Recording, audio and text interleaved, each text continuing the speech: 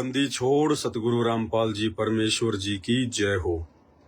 सत्साई भाई और बहनों, दया परमपिता परमेश्वर सतगुरु रामपाल जी भगवान की, जिनके शुभ आशीर्वाद से, जिनकी सत्य प्रेरणा से दास एक बार पुनः आप सभी भगत भाई बहनों की सेवा में, परमात्मा की प्यारी आत्माओं की सेवा में, शंकाओं के समाधान को लेकर सत्संगति के माध्यम से उपस्थित है।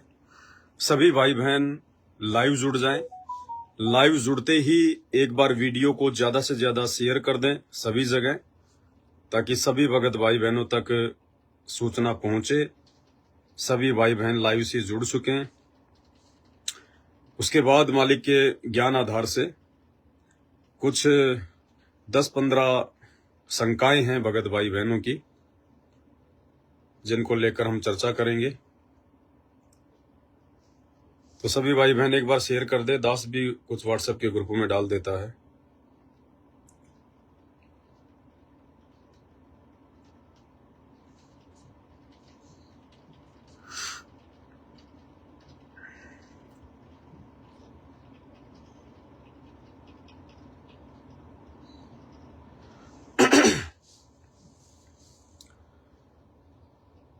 तो चलिए भाई और बहनों शुरू करते हैं गुरुदेव भगवान के आशीर्वाद से आज का शंका समाधान। सबसे पहले परमपिता परमेश्वर सतगुरु रामपाल जी भगवान की वंदना करेंगे, उनकी स्तुति करेंगे। परमपिता परमात्मा, सारी सृष्टि के रचनहार, कुल मालिक, असंख्य ब्रह्मांडों के स्वामी, जगत गुरु, तीनों लोकों में प्रवेश करके सबका पालन पोषण करने वाले राजाधिराज, आत्माधार, नाथों के नाथ, देवों के देव महादेव, सर्वेश्वर महेश्वर, मृत्युंजय, अजरो अमर, आदि अनादि, सनातनी प्रभु, जगत पिता जगदीश्वर, श्री श्री 1008 की उपाधि के वास्तविक अधिकारी, अकाल मूर्त शब्द स्वरूपी राम, वासुदेव, सर्वगतम ब्रह्म, परम पूज्य, प्रथम पूज्य, परम संत, परम पुरुष, परम धनी, परम दयालु, सत्य कबीर, हक्का कबीर, अल्लाहु कबीर, अल्लाहु अकबर, बाखबर, अल्लाह ताला, जगत के तारणहार, जगत के मुक्तिदाता, जगत के जगन्नाथ, हारे के सहारे, हिंदुओं के राम, मुसलमानों के अल्लाह, सिखों के वाहिगुरु, ईसाइयों के मसीह, दया के सागर दया निधि, करुणा के सागर करुणा निधि, स्वयंभू परिभू, संकट मोचन, कष्ट हरण, मंगल करण, दुख भंजन, अविगत कबीर, निर्विकार निर्विषम परमात्मा, अलय अलेख सतगुरु, आदि अनादि सतगुरु, असली मर्यादा पुरुषोत्तम, असली राम, असली कृष्ण, असली घनश्याम, असली मुरारी, राजाओं के राजा, महाराजाओं के महाराजा, शहंशाहों के शहंशाह, सम्राटों के सम्राट, भगवानों के भगवान, अल्लाहों के अल्लाह, प्रभुओं के प्रभु, मसीहाओं के मसीह, सच्चे वाहिगुरु, बाबाओं के बाबा, पीरों के पीर, सेठों के सेठ, जगत सेठ, सावलसा सेठ, सर्वगुण संपन्न, अनंत कोटि कलाओं के स्वामी, अनंत कोटि ब्रह्मांडों के नायक, योगियों में महायोगी, ध्यानियों में महाध्यानी, सिद्धों में परम सिद्ध, ज्ञानियों में तत्व ज्ञानी, महाज्ञानी, ब्रह्म ज्ञानी, परम ज्ञानी, सर्वश्रेष्ठ ज्ञानी, युवा कबीर, समृद्ध कबीर, असंवाद, अमित ओजा, सच्चे रहनुमा, करीम अल्लाह, सुभान अल्लाह, दुनिया के अंतिम पैगंबर, 8 सितंबर 1951 से गांव धनाना, जिला सोनीपत, हरियाणा, भारतवर्ष की पावन भूमि पे प्रकट रियल कल की भगवान, ब्रह्मा विष्णु महेश के दादाजी, काल और दुर्गा के पिताजी, सर्व आत्माओं के जनक, अविनाशी परमात्मा, संत श्रोमणी सतगुरु रामपाल जी परमेश्वर जी के चरण कमल में साध संगति से जुड़े हुए हम सभी सत्सेवक भाई बहनों का अनंत कोटि दंडवत प्रणाम। परमपिता परमेश्वर जी से हमारी अरदास है, हमारी विनती है कि हे परमेश्वर, आपने समस्त ब्रह्मांड की आत्माओं में से, समस्त पृथ्वी लोक की अरबों आत्माओं में से हमें अपनी शरण में लेकर, और शरण में लेने के बावजूद भी परमेश्वर आपने जो दया, जो रजा, जो मेहर, जो कृपा अपनी उन आत्माओं पे बख्शी हुई है, जो आत्माएं साध संगति से जुड़ी हुई हैं, जिन आत्माओं को सत्सेवक भाई बहनों के नाम से जाना जाता है, आपने अपने ही भक्तों में भी विशेष तौर से साध संगत से जुड़े हुए भाई बहनों पर विशेष और अपार मेहर बख्शी है, दया बख्शी है। परमेश्वर, आपने हम तुच्छ बुद्धि जीवों की बुद्धि खोली है, ज्ञान योग खोला है।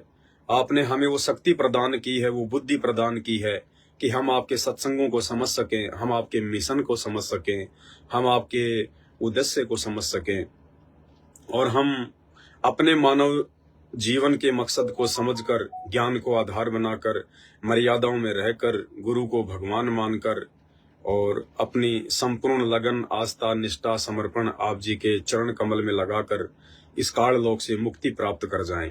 परमेश्वर, आप अपनी ये मेहर, आप अपनी ये दया सदा अपने सत्सेवक बच्चों के ऊपर इसी प्रकार से बनाए रखना परमात्मा। हे परमेश्वर, हम जीव हैं, दो कोटि के प्राणी हैं और आपका विधान है परमात्मा, आपकी वाणियां हैं, आपका एक नियम है कि जैसे ही जीव को थोड़ा सा सुख होता है उसी समय ये परमात्मा से दूरी बना लेता है। ये स्वाभाविक है, ऑटोमेटिक है। इसलिए परमात्मा, आपकी वाणी है कि सुख के माथे पत्थर पड़ो जो नाम हृदय से जाए, बलिहारी उस दुख के ऊपर जो पल पल नाम रटाए।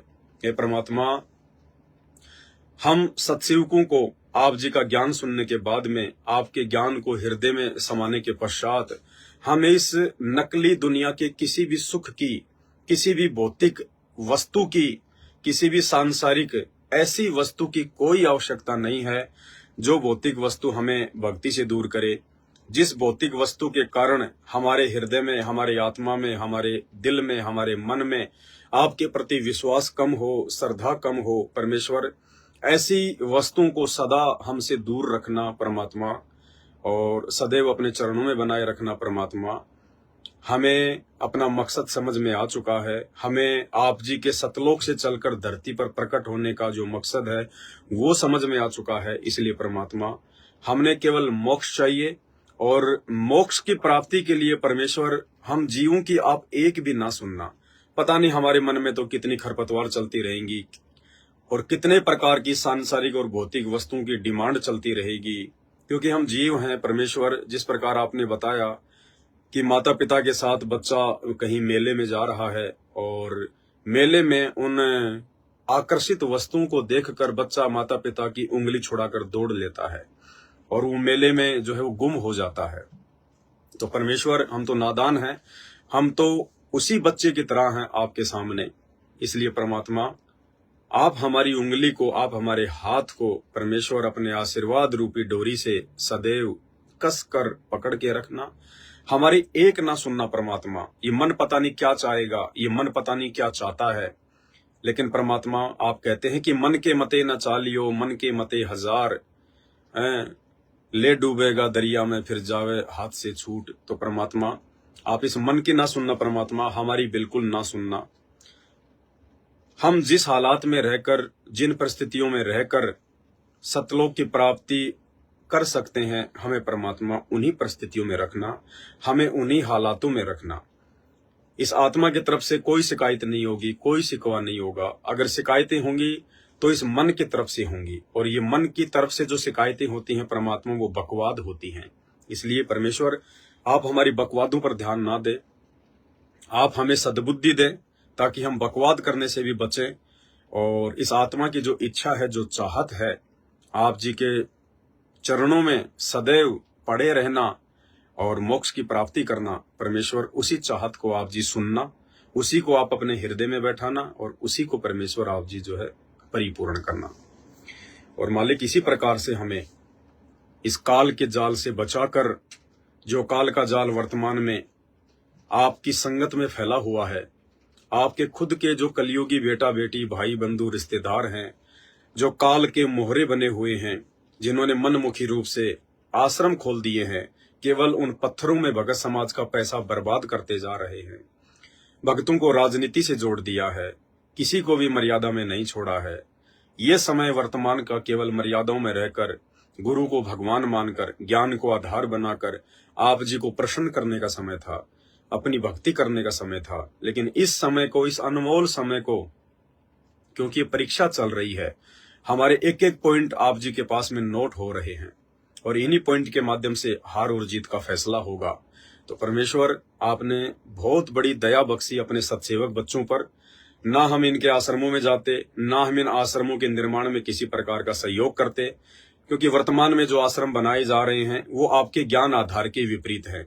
भले ही इन लोगों ने आपको आम व्यक्ति जानकर हिसार जेल में जाकर आपसे आदेश लिया हो और आपने भी इस परीक्षा के समय में उनको आदेश दे दिया हो, उसके बावजूद भी परमात्मा हम सत्सेवकों के लिए तो आपके वही आदेश मान्य होंगे जो आदेश आप जी ने हमें सत्संगों के माध्यम से दिए हैं। जब तक आप साक्षात जेल से बाहर नहीं आ जाते हैं, जब तक आप स्वयं अपने मुख कमल से हमें कोई आदेश नहीं दे देते हैं, उस समय तक वर्तमान में हमारे लिए केवल आपके सत्संग रूपी आदेश ही मायने रखते हैं। और संगत चाहे जो मर्जी करे, आपका काल प्रेरित कलयुगी जो परिवार है, जो कोऑर्डिनेटर हैं, बेटा बेटी भाई बंधु रिश्तेदार हैं, वो लोग जो मर्जी करें, जितना पाखंड करें, जितना अज्ञान फैलाएं, ज्ञान आधार से अपना शिष्य धर्म समझते हुए तो हम उनका विरोध करेंगे, ज्ञान आधार से करेंगे, भाई बहनों को समझाने का प्रयास करेंगे, लेकिन हम उनकी एक भी बात में आने वाले नहीं हैं। उनके द्वारा दिया गया कोई भी आदेश सबसे पहले हम आपके सत्संगों से मेल करेंगे, आपके वचनों से मिलाएंगे। आपने जो विधान बना के हमें दे दिया है सीडी डीवीडी के माध्यम से, मेमोरी कार्ड में सत्संग डाल डाल के, हम आपके सत्संगों से उनके आदेशों को मिलाएंगे। अगर आपके सन 2014 से पहले किए गए सत्संगों से उनका कोई भी आदेश, कोई भी पीला पर्चा, कोई भी ऑडियो वीडियो यदि मैच नहीं करती है, तो भले ही वो आदेश आपने अपने मुख कमल से उन लोगों को दिए हों जिन लोगों ने आपको मानुष समझकर आपसे बहुत सारी बातें छुपाकर आपसे आदेश लिए हैं अपने धार्मिक धंधे के लिए, काल प्रेरणा से अपने स्वार्थ के लिए, वो आदेश भी हमें वर्तमान में मान्य नहीं होंगे। यही आपका भक्ति विधान कहता है। तो परमेश्वर इतनी शक्ति, इतनी रजा आप जी अपने बच्चों पर बना के रखना। और परमेश्वर पिछले 8-10 वर्षों से आपने जो हिम्मत, जो सांस हमें दिया है, जिसके बलबूते पर हम इन काल प्रेरित लोगों का, सतलोक आश्रम मैनेजमेंट हरियाणा वालों का, इन कोऑर्डिनेटरों का, इनकी बकवादों का जो सामना हम कर रहे हैं, इनकी गालियां खाकर, इनकी मार पिटाई सहन करके, परमेश्वर आपके आशीर्वाद के बिना ये हिम्मत बिल्कुल भी नहीं आ सकती है। हे परमात्मा, आप बहुत दयालु हैं, आप बहुत समर्थ हैं। परमेश्वर, आप भले ही हमारे को ऊपर से चोट मार रहे हैं इन अज्ञानी लोगों के जो है कहने पर, लेकिन परमात्मा अंदर से हमें अच्छे से महसूस है, हमें अच्छे से पता है कि आप जी हमारे कितने साथ हैं और पल पल पर आप जी अपने सत्सेवक बच्चों की रक्षा कर रहे हैं। अन्यथा उन सतलोक आश्रम से जुड़े हुए लोगों का तो आए दिन एक्सीडेंट, अकाल मौत, लड़ाई झगड़े, बीमारी से हॉस्पिटल में पड़े हैं, कोरोना में ना जाने कितने मर गए। आप जी बिल्कुल भी उनकी हेल्प नहीं कर रहे हैं, क्योंकि आपका विधान है कि जब तक हंसा हमरी आना, काल लगे ना तेरा बाणा। जब तक ये जीव आपकी मर्यादा में रहकर भक्ति करेगा, तब तक ही आप उस आत्मा के साथी हैं, उसके दोस्त हैं, उसके मित्र हैं। और जिस दिन आपकी मर्यादा तोड़कर कोई कितनी भक्ति कर ले, कितना ही आपके आदेशों को फॉलो कर ले, कितना ही आश्रम बना ले, कितना ही राजनीति कर ले, कितना ही दान धर्म कर ले, कितना ही ज्योति पाठ करवा ले, परमेश्वर आपका आशीर्वाद उसी क्षण उसके सिर से जो है वो हट जाता है। तो मालिक, आपने तो स्पष्ट रूप से दिखा रखा है परमात्मा, कोई संशय नहीं है किसी प्रकार का। पिछले 8-10 वर्षों से आपने अपने एक भी सत्सेवक बच्चे की उंगली का नाखून भी नहीं उतरने दिया परमात्मा। आपने हर प्रकार से अपने बच्चों के ऊपर मेहर बख्शी हुई है, रजा बख्शी हुई है, दया बख्शी हुई है। किसी सत्सेवक को परमात्मा आपसे कोई शिकायत नहीं है, कोई गिला शिकवा नहीं है। परमात्मा, हम तो हाथ जोड़ते हैं कि परमात्मा जितनी माया आपने हमें दे रखी है, जितनी हमें दे दी है, और जिस माया से आप जिस सेवा करवा रहे हैं परमेश्वर, हमारे लिए बहुत ज्यादा है, हमारी औकात से ज्यादा है परमात्मा।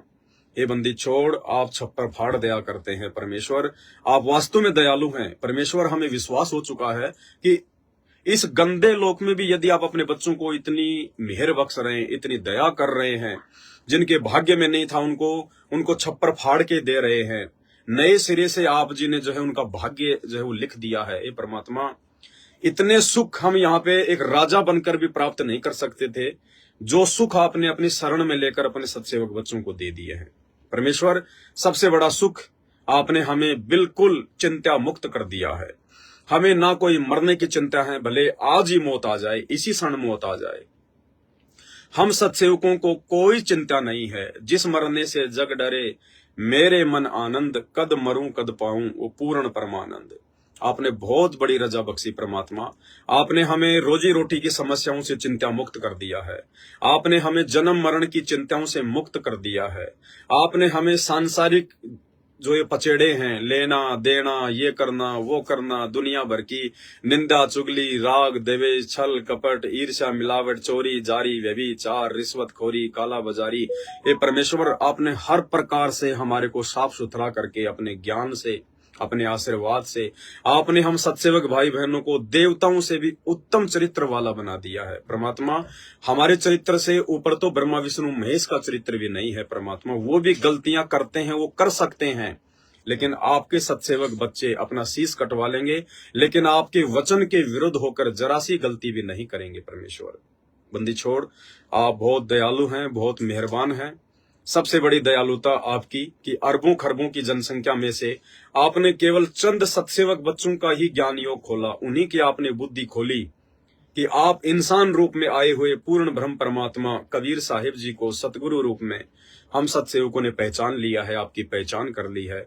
आपने हमें एक ऐसे संगठन से जोड़ दिया है, साध संगति से। परमेश्वर साध संगति एक ऐसा आपका एक ये ट्रेनिंग सेंटर है, एक ये कोचिंग सेंटर है कि साध संगति से जुड़े बिना, आप जिसे नाम उपदेश लेने के बाद में साध संगति से जुड़े बिना, साध संगति के रूल एंड रेगुलेशन को फॉलो किए बिना परमात्मा वो आत्मा कभी सतलोक जा ही नहीं सकती। वो चाहे कितना ही भक्ति कर ले, कितना ही कुछ कर ले, अगर जब तक साध संगति से नहीं जुड़ेगी, अपने आप को तन मन से स्वस्थ नहीं करेगी, मन कर्म वचन से शुद्ध नहीं करेगी, गुरु को पूर्णतया भगवान नहीं मानेगी, अपनी अंतरात्मा में आपके ज्ञान का आत्मसात नहीं करेगी, अपने हृदय को पाक और पवित्र नहीं करेगी, वो आत्मा सतलोक का दरवाजा भी नहीं देख सकती। हे परमेश्वर, आपने इस लाखों की भीड़ में से, आप ही की संगत वाली लाखों की भीड़ में से परमात्मा आपने हम सत्सेवकों पर ये रजा बख्शी, ये दया बख्शी। परमात्मा हमें आपने आईना दिखा दिया, हमें आपने इस गंदे लोग के जो भी दुख हैं, जो परेशानियां हैं, लोग जिनको सुख मानते हैं, असल में वो सबसे बड़े दुख हैं, वो परेशानी के कारण है। वो परमेश्वर आपने हम उन सब की जानकारी करवाई और अपनी शरण में ले लिया। परमात्मा सद्बुद्धि देकर भक्ति करवा रहे हैं। ये परमात्मा मालिक आपकी वाणी है कि पतिव्रता चूके नहीं, चाहे धर अंबर धसकंत, संत न छोड़े संतता, चाहे कोटिक मिलो असंत। परमात्मा ये धरती, ये सूरज, ये चांद, ये सितारे, ये ब्रह्मांड इधर से उधर हो सकते हैं, लेकिन हम आपके सत्सेवक बच्चे परमात्मा आपको हृदय से, आपको आत्मा से पूर्ण विश्वास दिलाते हैं। आप यंत्रयामी है परमात्मा, सब कुछ जानते हैं, घट घट के वासी हैं, कण कण के वासी हैं, सबकी आत्मा में विराजमान है, सबके हृदय में विराजमान है परमेश्वर। लेकिन फिर भी हम आपके सत्सेवक बच्चे आपको ये विश्वास दिलाते हैं परमेश्वर कि भले ही आपसे ज्ञान लेने के बाद में, आपका आशीर्वाद प्राप्त करने के बाद में, आपकी पहचान होने के बाद परमेश्वर, चाहे घर छूटो, चाहे जग रूठो, चाहे रूठो ये संसारा हो परमेश्वर, चाहे हमारी गर्दन क्यों न कट जाए, लेकिन हम आपके चरण कमल से दूर नहीं होंगे।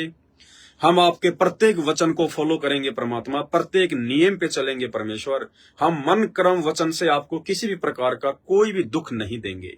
इसलिए परमेश्वर आप अपने बच्चों पर इसी प्रकार अपने आशीर्वाद रूपी मेहर बरसा के रखना, क्योंकि परमात्मा हमारे ये वादे, ये इरादे, ये करार, ये एग्रीमेंट, ये केवल आपकी भक्ति के आधार से आपने हमारे अंदर जो चीज डाल दी है, जो चीज ब्रह्मा विष्णु महेश के हृदय में भी नहीं डाली, आपने सृष्टि में किसी के हृदय में नहीं डाली, जो वस्तु आपने अपने सत्सेवक बच्चों के हृदय में डाल दी है, उस आधार से परमात्मा आप ही के आशीर्वाद से, आप ही के ऊपर विश्वास करके, आप ही के पीठ पीछे, आप ही को अपने सामने खड़ा हुआ जानकर परमेश्वर हम इस प्रकार की बातें जो है वो कह रहे हैं, वो कर रहे हैं। अन्यथा परमात्मा हम दो कोटि के जीवों की कोई औकात नहीं है। जिस प्रकार परमेश्वर आपने बताया कि एक बार नारद जी को अहंकार हो गया, घमंड हो गया, क्योंकि नारद जी 12 वर्ष तक जंगल में जाके तपस्या करके आए, और नारद जी सबसे पहले अपने पिता ब्रह्मा जी के पास गए और कहा कि पिताजी, मैंने कामदेव पर विजय प्राप्त कर ली है, मैंने काम वासना पर विजय प्राप्त कर ली है,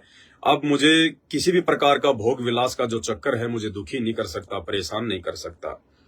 ब्रह्मा जी ने कहा कि बेटा बहुत अच्छी बात है, लेकिन ये बातें सबको कहने की नहीं होती हैं, सबके सामने जिक्र ना किया करो बेटा। लेकिन नारद जी तो जीव थे, वो गए अपने चाचा जी श्री विष्णु जी के पास में, और विष्णु जी के पास जाकर भी उन्होंने यही बात कही कि भाई चाचा जी, मैंने तो 12 वर्ष तक यज्ञ जो है वो तप किया है, मैंने कामदेव पर विजय प्राप्त कर ली है, मैंने अपनी इंद्रियों को अपने वश में कर लिया है। अब उधर से जो काल था, शैतान जो दिखाई नहीं देता लेकिन सबकी बुद्धि में बैठा हुआ है। शैतान ने सोचा अगर सभी ने अपनी इंद्रियों पर इसी प्रकार से काबू कर लिया, सभी अगर रजोगुण से दूर होने लग गए, सभी अगर भोग विलास से दूर हो गए, तो मेरा भोजन कैसे तैयार होगा, संतान उत्पत्ति कैसे होगी, मैं खाऊंगा किसको। काल ने विष्णु जी के अंदर जो है वो प्रेरणा कर दी कि इसका भ्रम तोड़। तो विष्णु जी के रूप में उस काल ने नारद जी का भ्रम तोड़ दिया। और आप सब जानते हैं फिर आगे क्या हुआ। फिर नारद जी को एक जो है राजकुमारी बनना पड़ा, उससे बेहतर उसकी संतान हुई, उसको अपनी गलती का एहसास हुआ। तो परमेश्वर आपने हम पे वही दया बख्शी है। नारद ने तो 12 साल की जो है तपस्या के बाद में उस चीज को उसने प्राप्त किया, उसके बाद भी अपने ऊपर वो काबू नहीं रख पाया, कंट्रोल नहीं रख पाया, शादी के लिए वो तैयार हो गया। और शंकर जी ने भी 88,000 वर्ष तक तपस्या की, कामदेव पर विजय प्राप्त की, लेकिन मोहिनी के रूप को देखकर वो भी डगमग हो गया, विचलित हो गया। परमेश्वर आपने बिना किसी तप के, बिना किसी यज्ञ के, बिना किसी घोर साधना के, अपने आशीर्वाद से अपने हजारों सत्सेवक बच्चों को रजोगुण से दूर कर दिया है। परमात्मा ये बंदी छोड़, आपने हमें कोई 60, 70, 80 साल की उम्र में दूर नहीं किया, क्योंकि 60, 70, 80 साल की उम्र में तो मजबूरी हो जाती है इंसान की रजोगुण से दूर होना। परमेश्वर आपने तो 30-30 साल की उम्र में, 25-25 साल की उम्र में, 35-35 साल की उम्र में अपने सत्सेवक बच्चों को ज्ञान आधार से रजोगुण से दूर कर दिया है। पति और पत्नी के बीच में भाई बहनों के संबंध स्थापित करवा दिए हैं। और परमेश्वर हम इस प्रकार की बातें जो करते हैं लाइव आकर, कुछ लोग कहते हैं कि भक्ति का दिखावा नहीं करना चाहिए। बिल्कुल आपकी सही बात है, भक्ति का कभी दिखावा नहीं होना चाहिए, लेकिन हम लोग भक्ति का दिखावा नहीं करते। ये बातें बोल के हम अपने अंदर कोई अहंकार रूप में ये बातें नहीं बोलते कि हमने कामदेव पर विजय प्राप्त कर ली है, हमने भाई बहन के रिश्ते कायम कर लिए हैं। नहीं, अहंकारी तो कोई मूर्ख होता है। अहंकार रूप में, मान बड़ाई के रूप में, घमंड के रूप में इस प्रकार की बातें कोई बिल्कुल अज्ञानी आदमी कर सकता है, कोई अहंकारी आदमी कर सकता है, घमंडी कर सकता है। संत रामपाल जी के सच्चे भक्त नहीं करते। परमेश्वर हमारा केवल एक ही मकसद है, दुनिया जो मर्जी सोचे, दुनिया की अपनी सोच है, क्योंकि हम दुनिया के सोच के आधार से नहीं चलते, हम अपने गुरुदेव की सोच के आधार से चलते हैं, हम अपने गुरुदेव के वचनों के हिसाब से चलते हैं। और आप अंतर्यामी है परमात्मा, आप अंदर से जानते हैं कि इस प्रकार की बातें भाई बहनों के सामने रखने का हमारा मकसद क्या है।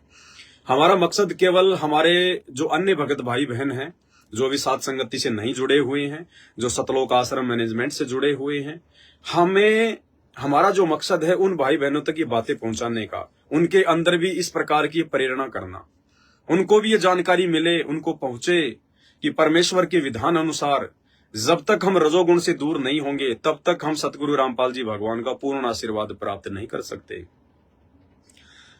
जब तक हम रजोगुण से दूर नहीं होंगे तब तक तो हम एक भगत भी नहीं बन सकते, चाहे हम कितनी भक्ति कर लें, चाहे 20 साल से आपने नाम ले रखा है। लेकिन जब तक आप भोग विलास से दूर नहीं होंगे तब तक तो आप एक भगत की श्रेणी में भी नहीं है। भले आपको सतनाम मिल गया, आपको सारनाम मिल गया, आपको सार शब्द भी मिल गया। सतलोक आश्रम मैनेजमेंट के यहाँ तो सारनाम और सार शब्द लेने के बाद भी, कौन सा सारनाम और सार शब्द, नकली सारनाम और नकली सार शब्द। सन 2014 में संत रामपाल जी के जेल जाने के बाद अपने धार्मिक धंधे के लिए काल प्रेरणा से उनके परिवार वाले इन आश्रमों में भक्तों को सारनाम और सार शब्द देते हैं। परमेश्वर ने केवल एक खिलौना डाल रखा है डीवीडी में सारनाम और सार शब्द के नाम पे केवल एक खिलौना डाल रखा है, क्योंकि परीक्षा लेनी थी परमात्मा ने। अरे अगर भगत ही भगत को सारनाम देगा, सार शब्द देगा, तो भगवान क्या धरती पर भेड़ बकरी चराने के लिए आया? फिर भगवान से हम क्या लेंगे? अगर एक पड़ोसी किसी औरत को अगर बच्चा दे रहा है तो उसका पति क्या देगा उसको? वो फिर उसकी पत्नी क्यों बनी हुई है? उसका दिया हुआ वो क्यों खा रही है? उसके नाम से अपने नाम को क्यों जोड़ रखा है? अगर कोई स्त्री अगर अपने पति से अपने पेट में अगर बच्चा ना डलवा कर अगर किसी अन्य से डलवाती है तो वो स्त्री पतिव्रता स्त्री नहीं है। इसी प्रकार ये जो सारनाम और सार शब्द है ये तो एक बच्चा है, और ये बच्चा केवल संत रामपाल जी अपने शब्द से डालते हैं, अपने मुखारविंद से डालते हैं, अपने मुख कमल से देते हैं। आज 28 साल हो गई है संत रामपाल जी को भक्ति मार्ग में ज्ञान देते हुए। 28 वर्षों में मैं चैलेंज करता हूं, मैं पवन दास संत रामपाल जी का शिष्य, सात संगति से जुड़ा हुआ एक 2 कोटि का प्राणी, कोई भी ऐसा एक व्यक्ति संगत का मेरे सामने लाके खड़ा कर दो, या उस ऐसे एक व्यक्ति का नाम बता दो जिसको संत रामपाल जी ने डीवीडी से सारनाम या सार शब्द दिया हो। आज तक संत रामपाल जी ने जिस भी व्यक्ति को सारनाम या सार शब्द दिया है, केवल अपने मुख कमल से दिया है, और उसको अकेले में दिया है, दूसरे को भी नहीं सुनाया, उसके कान में दिया है। अगर पति और पत्नी दोनों को यदि उन्होंने आश्रम में सारनाम दिया है, तो पति और पत्नी दोनों को संत रामपाल जी ने अलग अलग वो मंत्र दिए हैं, और उनको कह दिया कि आपस में भी तुमने इस सारनाम का जिक्र नहीं करना है कि गुरुजी ने मुझे क्या मंत्र दिए, गुरुजी ने तुझे क्या मंत्र दिए। अगर तुमने अपनी पत्नी को या अपने पति को भी ये सारनाम अगर तुमने बता दिया, तो भी तुम उसी समय मर्यादाओं से दूर हो जाओगे। इतनी गुप्त वस्तु। और हिसार जेल से आज कैसे वो परमात्मा ये आदेश दे सकते हैं कि बच्चों सारनाम को आलू टमाटर की तरह समाज में बांट दो? नहीं भाई और बहनों, ये परीक्षा चल रही है, ये परीक्षा चल रही है। ये सारनाम और ये सार शब्द बहुत ही गुप्त वस्तु हैं, और ये गुप्त वस्तु केवल उसी को दी जाती है जो पूर्णतया इसके योग्य हो जाता है, इसके लिए वो अधिकारी हो जाता है। आज संत रामपाल जी का जो सारनाम और सार शब्द है नकली वाला, जो सतलोक आश्रम मैनेजमेंट हरियाणा के द्वारा भगत समाज को आलू टमाटर की तरह बांटा जा रहा है, क्यों? अपने धार्मिक धंधे के लिए, अपने स्वार्थ के लिए। और इनका स्वार्थ क्या है? जब भी किसी को सारनाम ये लोग देते हैं तो ये लोग 21,000 रुपए लेते हैं, एक पाठ प्रकाश का उससे संकल्प करवाते हैं कि भैया पाठ प्रकाश का संकल्प कर ले, 21,000 रुपए आपको देने हैं, तब आपको ये सारनाम मिलेगा। 21,000 रुपए चाहे आप एक बार में दे दो या चाहे जो है वो किस्तों में दे दो। और सार शब्द यदि आपको लेना है, क्योंकि अब ये लोग सार शब्द भी देने लग गए। एक बार तो इन्होंने 2 साल पहले दे दिया लोगों को, और अब इन्होंने एक नया पर्चा निकाला है कि 2010 तक जिनको सारनाम मिल चुका है, अब उनको सार शब्द दिया जाएगा। सार शब्द की क्या कंडीशन है? 1 लाख रुपए की। सार शब्द यदि किसी को चाहिए तो 1 लाख रुपए देने पड़ेंगे, चाहे तो संकल्प कर लो, चाहे वो जो है किस्तों में दे दो, चाहे एक बार में दे दो।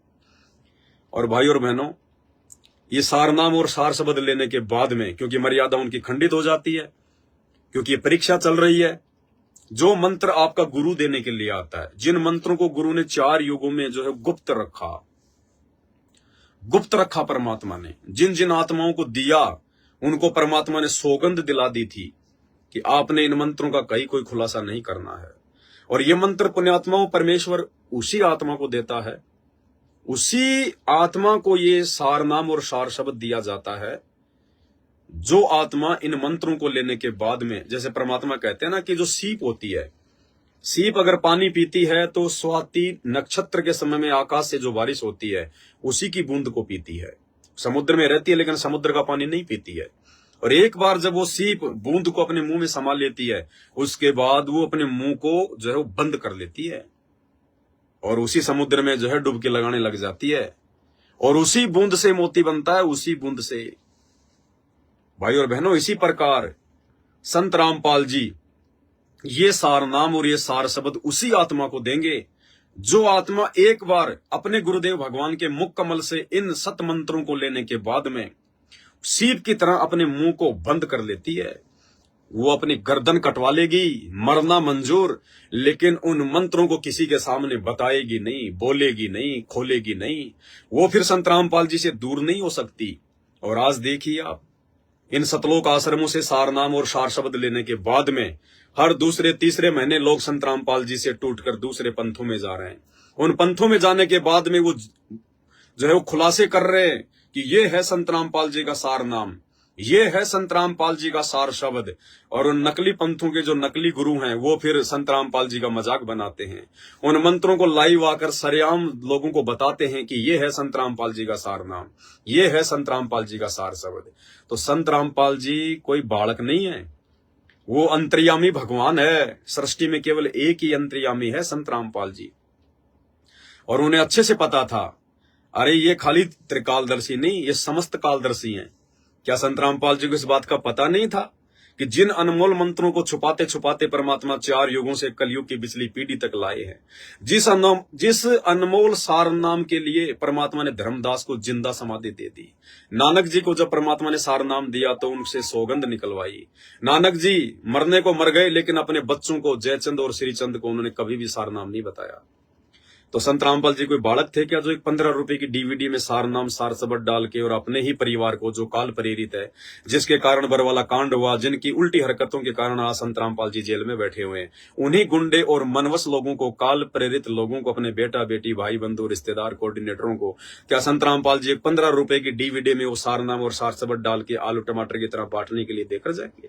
ये परीक्षा चल रही थी, परीक्षा संगत की परीक्षा थी कि संगत मेरे ऊपर कितना विश्वास करती है, संगत को कितना ज्ञान है, क्या संगत मेरा विश्वास करेगी, क्या संगत मेरा जेल से बाहर आने का इंतजार जो है वो करेगी?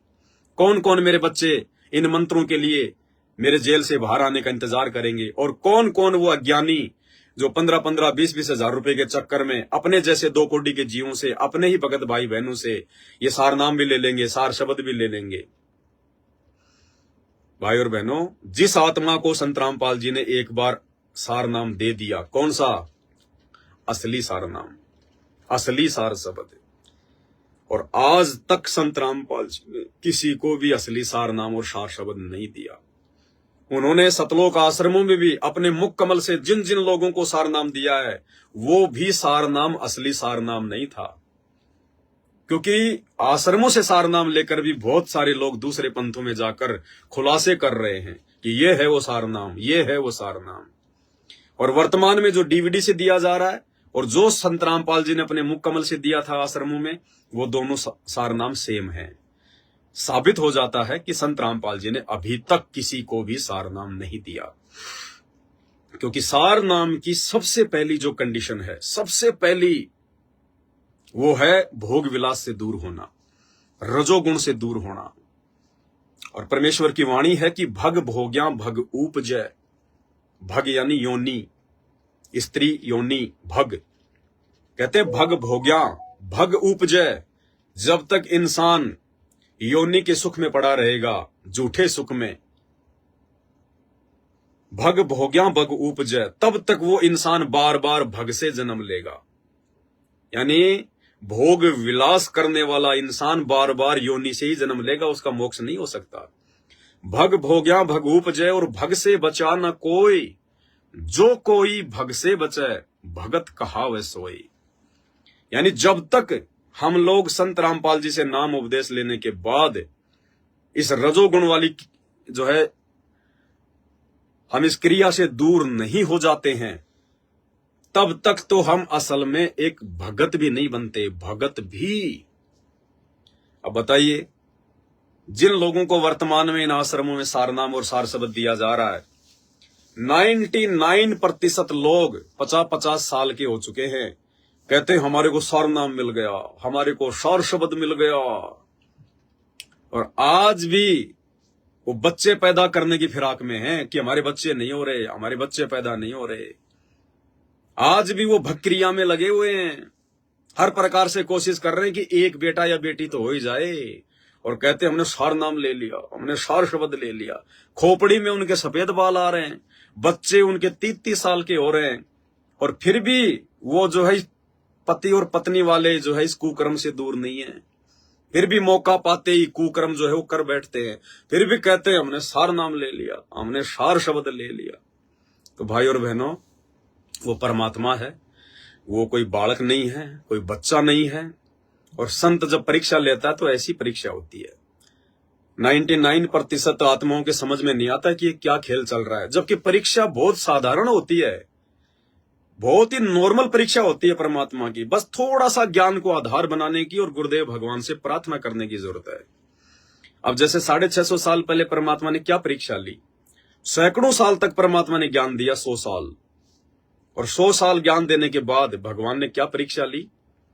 एक हाथी पे बैठे, अपनी ही एक बेटी, वचन की बेटी शिष्या, जो पहले वेश्या का काम करती थी, भगवान ने उसको सत्संग सुनाया, वो भगत बन गई। उसको कहा कि बेटी कल हार श्रृंगार करके आना, उसको हाथी पे बैठाया, रविदास जी को हाथी का ड्राइवर बनाया। और परमेश्वर ने क्या परीक्षा ली? गंगा जल को एक बोतल में भरा और उस बेटी के जो है कंधे पे हाथ रखकर, बाप है, बाप चाहे कहीं भी हाथ रखे अपनी बेटी के, कौन सी बड़ी बात है जब बाप ही मान लिया। अरे बाथरूम में एक बाप अपनी 2 साल की बेटी को नंगी करके नहलाता है, वो उसके गुप्तांग को भी साफ करता है, उसके गुप्तांग पर भी उसका हाथ लगता है, उसकी छाती पर भी उसका हाथ लगता है, उसकी छाती को भी वो साफ करता है, साबुन लगाता है। तो क्या उसका बाप नहीं है? तो क्या वो शरारत कर रहा अपनी बेटी के साथ में? और फिर ये तो परमपिता, ये तो बापों का बाप, माओं की माँ, इनके विषय में तो ऐसा सोचना भी नरक के जो है कुंड में जाना। तो भाई और बहनों, उस बाप ने अपनी बेटी के जो है कंधे पे हाथ रखा और एक गंगा जल बोतल में डाल के अपने मुंह के लगा के यूं एक्टिंग करने लग गए, क्योंकि संगत में बकवास ज्यादा होने लग गई थी। परमात्मा ने देखा इनमें ज्ञान भी है या ऐसे देखा देखी में लगे हुए हैं। एक परीक्षा ली थी परमात्मा ने, और आज गुरुदेव भगवान ने बताया कि उस परीक्षा में एक भी पास नहीं हुआ, 64 के 64 लाख फेल हो गए। सब लोगों ने अपने मन में दोष पाल लिया। शुक्र है कि वो गुरुद्रोही नहीं हुए, लेकिन गुरुजी से दूर हो गए मन में दोष निकाल कर कि यार इन्होंने तो नाक कटवा दिया हमारा। गांव वाले हमारे को बोलने नहीं देंगे कि तू बड़ी जो है बड़ाई करता था, डींग मारता था, कबीर ऐसा है, कबीर को ऐसा ज्ञान है, हैं? वही गुरुजी ने तो हमारा जो है जीना आराम कर दिया। तो मन में दोष आ गया।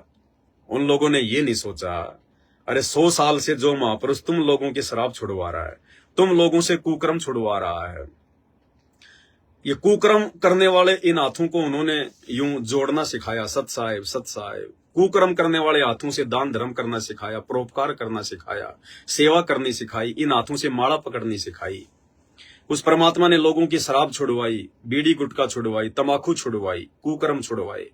वो परमात्मा आज इस प्रकार की घटिया हरकत करेगा, और वो भी 100 साल की उम्र में, और वो भी सरेआम घूम के करेगा। अरे अगर किसी को अगर ऐसा कुकर्म भी करना होता है तो आम प्राणी भी जो है किसी मतलब की बंद कोठे में करता है, किसी होटल में जाके करता है, सरेआम तो वो भी नहीं करता। फिर भी हम लोगों की बुद्धि में ये बात नहीं आई कि ये क्या खेल चल रहा है। तो इसी प्रकार भाई और बहनों, वर्तमान में हिसार जेल में बैठकर संत रामपाल जी ज्ञान आधार से जो अपने बच्चों की परीक्षा ले रहे हैं ना, ये बहुत ही नॉर्मल सी परीक्षा है, बहुत ही नॉर्मल सी परीक्षा है। और इस परीक्षा के लिए मेरा सौभाग्य, मेरा परम सौभाग्य कि उस पूर्ण परमात्मा सारी सृष्टि के रचनहार ने और इस 2 कोटि के इस पवन दास को निमित्त बनाया। मेरे ऊपर झूठा गुरुद्रोही का जो है वो तमगा लगाया, और ये संगत मेरे हजारों वीडियो देखने के बाद भी एक गुरुद्रोही की डेफिनेशन क्या होती है, गुरुद्रोही के क्या लक्षण होते हैं, क्या पहचान होती है, एक पहचान नहीं कर पा रही। छोटे से संत रामपाल जी के सत्संग को नहीं समझ पा रही कि सत्संग में संत रामपाल जी ने गुरुद्रोही की क्या पहचान बनाई जो है वो बताई है, और उस पहचान के आधार से ये पवनदास गुरुद्रोही है या क्या है।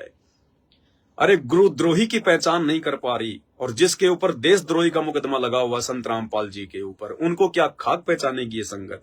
जिंदगी में नहीं पहचान सकती। तो मेरा सौभाग्य, मेरे परमात्मा ने मुझे इस लायक समझा। मैं उनकी इस मेहर के लिए, इस रजा के लिए, अगर मेरे खून का अगर टपका टपका भी उनके चरणों में लग जाए, सेवा में लग जाए, तो भी मैं उनका ये एहसान नहीं उतार पाऊंगा। ये तो आने वाले समय में दुनिया भी देखेगी, भगत समाज भी देखेगा, बाद में अपने माथे पे हाथ धर के लोग रोएंगे, पछताएंगे, लेकिन उस समय कोई फायदा नहीं होगा, क्योंकि समय हाथ से जा चुका होगा। लेकिन जिन आत्माओं ने समझा, उन पे बहुत बड़ी मेहर, और उन आत्माओं को परमात्मा ने सत्सेवकों का नाम दिया, उनको साथ संगति से जोड़ दिया। तो भाई और बहनों, जो सार नाम लेकर अपने आप में जो बड़े बड़े लोग जो फूल रहे हैं गुब्बारे की तरह, वो उनकी एकदम से हवा निकलेगी, क्योंकि हवा भरा हुआ गुब्बारा जब हाथ से छूट जाता है तो ज्यादा देर तक नहीं टिक पाता। या तो कोई न कोई उसको नाखून मार देगा, या वैसे थोड़ी देर बाद में धूप के कारण वो फूटेगा। तो जिन जिन लोगों ने संत रामपाल जी के जेल जाने के बाद उनके इस कलयुगी बेटा बेटी, भाई बंधु, रिश्तेदारों से, उनके परिवार वालों से इन आश्रमों में जाकर जो ये नकली और फर्जी सारा नाम लिया है या जो ले रहे हैं, उन आत्माओं ने तो अपना ये मानव जन्म पूरा का पूरा बर्बाद कर दिया है, पूरा का पूरा बर्बाद। उन आत्माओं को कोई माफी नहीं है, किसी भी प्रकार की माफी नहीं है। इस जन्म में वो आत्मा सतलोक नहीं जा सकती, वो आत्माएं पार नहीं हो सकती। और थोड़ी बहुत आत्माएं जिन्होंने सार नाम लिया, सार शब्द लिया, लेकिन उसके बाद उनको सात संगति के वीडियो देखने को मिल गए, क्योंकि 2018 में इन्होंने पहली बार सार नाम देना शुरू किया था इन आश्रमों में। उसके बाद जब हमने सार नाम के ऊपर वीडियो बनाए, उन आत्माओं को अच्छे से बात समझ में आ गई कि भाई ये सात संगत वाले भाई बहन जो बोल रहे हैं बिल्कुल सही है, और हम तो बहुत बड़ी जो है गलती कर बैठे। और अपने बाप का इंतजार करना चाहिए था। वो किस लिए आया है? क्या वो जेल में बैठने आया है? क्या वो जेल में जो है मतलब कि मरेगा? क्या जेल से ही सतलोक जाएगा? है? सत्संगों में क्या कहा परमात्मा ने कि पूरा विश्व मेरी भक्ति करेगा, पूरा विश्व ये नाम लेगा, घर घर होगा बोध विचारा, सकल सृष्टि जो है परवानिक हुई। तो क्या तुम्हें विश्वास नहीं था कि हमारा गुरुजी आएगा नहीं? हमारे गुरुजी आएंगे तो हमें सार नाम देंगे, क्या तुम्हें विश्वास नहीं था? तुम्हें विश्वास नहीं था, इसीलिए तुमने इंतजार नहीं किया। अरे किसी औरत का पति अगर विदेश अगर वो चला जाए धन कमाने और 1 साल के लिए जाए और अगर 2 साल तक वो नहीं आता है, तो क्या वो औरत अपने पड़ोसी से अपने पेट में बच्चा डलवा लेगी? वो नहीं डलवाएगी। अगर वो पतिव्रता औरत होगी, अगर वो सच्ची औरत होगी, तो किसी गैर पुरुष से अपने पेट में बच्चा नहीं डलवाएगी, अपने पति का इंतजार करेगी। पति नहीं भी आएगा तो बांझ मर जाएगी वो, अगर वो पतिव्रता होगी तो इसी प्रकार संत रामपाल जी जो जेल चले गए अपनी लीला करने के लिए, और पीछे से अपने भक्तों की ज्ञान आधार से परीक्षा लेने के लिए, और पीछे से लोगों ने पड़ोसियों से अपने पेट में बच्चे डलवा लिए, किसी ने सार नाम का, किसी ने सार शब्द का, हैं, और फुला फुला के पेट घूम रहे हैं कि आई एम सार नामी, आई एम सार शब्दी। भाई कुछ नहीं है, तुमने अपना जीवन बर्बाद कर लिया, तुम लोगों ने इस मनुष्य जन्म को बर्बाद कर दिया। तुम लोग पतिव्रता धर्म से बिल्कुल नीचे गिर चुके हो, बिल्कुल। इस जन्म में तुम्हारा उद्धार नहीं हो सकता, भले तुम कितना ही माफी मांग लेना, कितना ही तुम नाक रगड़ लेना संत रामपाल जी के आगे। हाँ, जब तुम माफी मांगोगे, और मांगनी पड़ेगी, कल को माफी मांगनी पड़ेगी। तुमने जो कुकर्म किया है ये सार नाम और सार शब्द लेने का, सतलोक आश्रम मैनेजमेंट की कुसंगति करके राजनीति करने का, ये रक्तदान, दे दान, इनको पात्रों को ज्योति पाठ का पैसा, धनाना गांव में आश्रम बनाना, कभी राजनीति में कभी बीजेपी को वोट, कभी कांग्रेस को वोट, कभी जाटों के आरक्षण में जाना, उन लोगों को जो है 11-11 लाख रुपए देना तुम्हारे दान धर्म से, गैंगस्टर आनंदपाल सिंह की सीबीआई जांच के समर्थन में उतरना, 5-5 लाख रुपए राजपूत जो है करणी सेना को देना। ये जितने भी तुमने कुकर्म किए हैं, इन कुकर्मों के लिए जब तुम माफी मांगोगे तो वो तो दयालु भगवान है, वो तो दयालु है, वो तो चाहता है कि किसी प्रकार ये आत्माएं भक्ति पर लगी रहे। इसलिए परमात्मा तो बोल देगा ठीक है बेटा, कोई दिक्कत नहीं, माफ हो गया बेटा, माफ हो गया, आगे भक्ति करो, आगे कोई गलती ना करना। लेकिन वो असल में माफी नहीं है, क्योंकि परीक्षा में जो आपने लिख दिया उसी आधार से आपका जो है परिणाम आएगा। उस समय वो गुरुजी कहे कि बेटा कोई बात नहीं, तूने गलती कर दी तो कोई बात नहीं, उससे बात नहीं बनेगी, क्योंकि वो गुरु आपकी जो है कॉपी चेक करने वाला नहीं है। वो टीचर भले उस परीक्षा के रूम में आपके पास में खड़ा है और आपने लिख दिया भारत की राजधानी नई दिल्ली के जगह बंबई, और फिर आप कहोगे गुरुजी मेरे से तो गलती हो गई, मैंने तो एग्जाम में ये लिख दिया था। वो गुरु कहेगा कोई बात नहीं बेटा, कोई बात नहीं, अगली बार ध्यान रखना। वो कॉपी कोई और जांच करेगा, वो टीचर के कहने से बात नहीं बनेगी। तो इसी प्रकार भाई और बहनों, जो गलतियां आपने जो कर दी हैं, उन गलतियों के लिए संत रामपाल जी तो यही कहेंगे कि बेटा कोई बात नहीं, कोई बात नहीं। लेकिन असल में आपने जो गलती की है, परिणाम तो आपने वैसा ही भोगना पड़ेगा। अरे आपने अपने खेत में गेहूं की जगह भांग का बीज डाल दिया, और बीज डालने के बाद में आप माफी मांगो किसी से कि भाई साहब मेरे से गलती हो गई है, मेरे से गलती हो गई, मैंने तो भांग का बीज डाल दिया, मेरे को गेहूं डालना चाहिए था, मेरे बच्चे अब जो है वो क्या खाएंगे, भूखे मरेंगे। अब कोई आदमी कहे, आपका पड़ोसी कहे कि कोई बात नहीं भाई, कोई बात नहीं, गलती हो गई सो गई, कोई बात नहीं, उसके माफ करने से वो भांग का बीज गेहूं में नहीं बदल जाएगा। वो तो समय आने पर भांग ही आएगा, भांग के डोडे आएंगे, डोडे गेहूं की बाली की जगह। तो भाई और बहनों, जो गलती आपने कर दी है ना, बहुत बड़ी गलती की है, बहुत बड़ी। आपको अपने गुरु पर विश्वास नहीं रहा, आपने अपने गुरु का इंतजार नहीं किया, और यही तो परीक्षा थी। अरे 27 साल से ज्ञान दे रहा भगवान, परीक्षा नहीं लेगा क्या? और परीक्षा कोई हाथी मंगवा के कोई बरवाड़ा में चक्कर थोड़ी काटेगा। देश काल और परिस्थिति के अनुसार परीक्षा भी अलग अलग होती है। तो परमात्मा तो कह देंगे कि बेटा तेरी माफी हो गई, तेरी माफी हो गई, कोई बात नहीं, और तुम भी मान लोगे ठीक है गुरुजी ने माफ कर दिया, माफ कर दिया। लेकिन परमात्मा का विधान नहीं टूटता, विधान उनका जो है शाश्वत है, अटल है। जैसे परमात्मा ने काशी में परीक्षा ली, 64 के 64 लाख हम फेल हो गए। बाद में हमें अपनी गलती का एहसास भी हुआ, धीरे धीरे फिर हम परमात्मा के पास जाने लग गए, उनके आश्रमों में जाने लग गए, सत्संग सुनने लग गए, हमने अपनी गलतियों की माफी भी मांगी। और परमात्मा क्या कहा करते थे, कोई बात नहीं बेटा, कोई बात नहीं, अब आगे ध्यान रखो, आगे ध्यान रखो। गुरुजी मैं सतलोक तो जाऊंगा ना, हाँ बेटा सतलोक चलेंगे, बेटा सतलोक चलेंगे, विमान आएगा। लेकिन 64 के 64 लाख आज गुरुजी क्या कह रहे हैं, सारे के सारे फेल हो गए, सारे के सारे। और चलो 650 साल पहले तो गलती हो सकती थी, क्योंकि वो तो कलयुग की जो है प्रथम पीढ़ी थी, शिक्षा नहीं थी, हम लोग अनपढ़ थे, हम लोग शास्त्रों से देख नहीं पाए, पहचान नहीं पाए, भगवान को नहीं पहचान पाए। आज परमात्मा ने, संत रामपाल जी ने कौन सी जो है वो कमी छोड़ दी भाई। अरे 28 साल थोड़ी नहीं होती है किसी आदमी को समझाने के लिए। दिन रात एक कर दी उन्होंने, शास्त्र दिखा दिखा के, दिन रात 28 साल तक तो अगर किसी कुम्हार के गधे को गीता पढ़ाई जाए वो भी स्वर्ग में जाने को तैयार हो जाए। और संत रामपाल जी ने 28 साल तक जिन इंसानों को गीता पढ़ाई, वेद शास्त्र पढ़ाए, उनके भगत बने, आज वो गधे बनने की तरफ जा रहे हैं। वो बन गए गधे, कभी बीजेपी के गधे बन जाते हैं, कभी कांग्रेस के गधे बन जाते हैं, कभी जाट आरक्षण में गधे बन जाते हैं, कभी राजपूत करणी सेना के गधे बन जाते हैं, कभी सतलोक आश्रम मैनेजमेंट हरियाणा के गधे बन जाते हैं। क्योंकि गधे का स्वभाव है, गधा ही रहेगा। कहते हैं ना कि गधे की आंख में घी डालो तो नाराज होता है कि मेरी आंख फोड़ रहा है, लेकिन उस गधे को क्या पता कि घी बहुत अच्छी वस्तु है, तेरे को अच्छा दिखाई देगा। लेकिन गधा क्या सोचता है कि मेरी आंख फोड़ने का प्रयास किया जा रहा है। तो हम साथ संगत वाले भाई बहन जो आंखें खोल रहे हैं, गधों की आंख में जो घी डाल रहे हैं, हमारे भगत भाई बहनों की आंखों में जो इन आश्रमों से जुड़े हुए हैं, भले उनको लग रहा है कि हमारी आंख फोड़ रहे हैं, लेकिन भाई हम तुम्हारी आंखें खोलने का प्रयास कर रहे हैं साथ संगति की वीडियो के माध्यम से। अगर खुल जाए तो बहुत अच्छी बात है, अगर आंखें नहीं खुल पाई तो परिणाम तो आपने भोगने पड़ेंगे। दूसरा, तुम्हारे इन जो है कुकर्मों का कोई बंटवारा नहीं करेगा।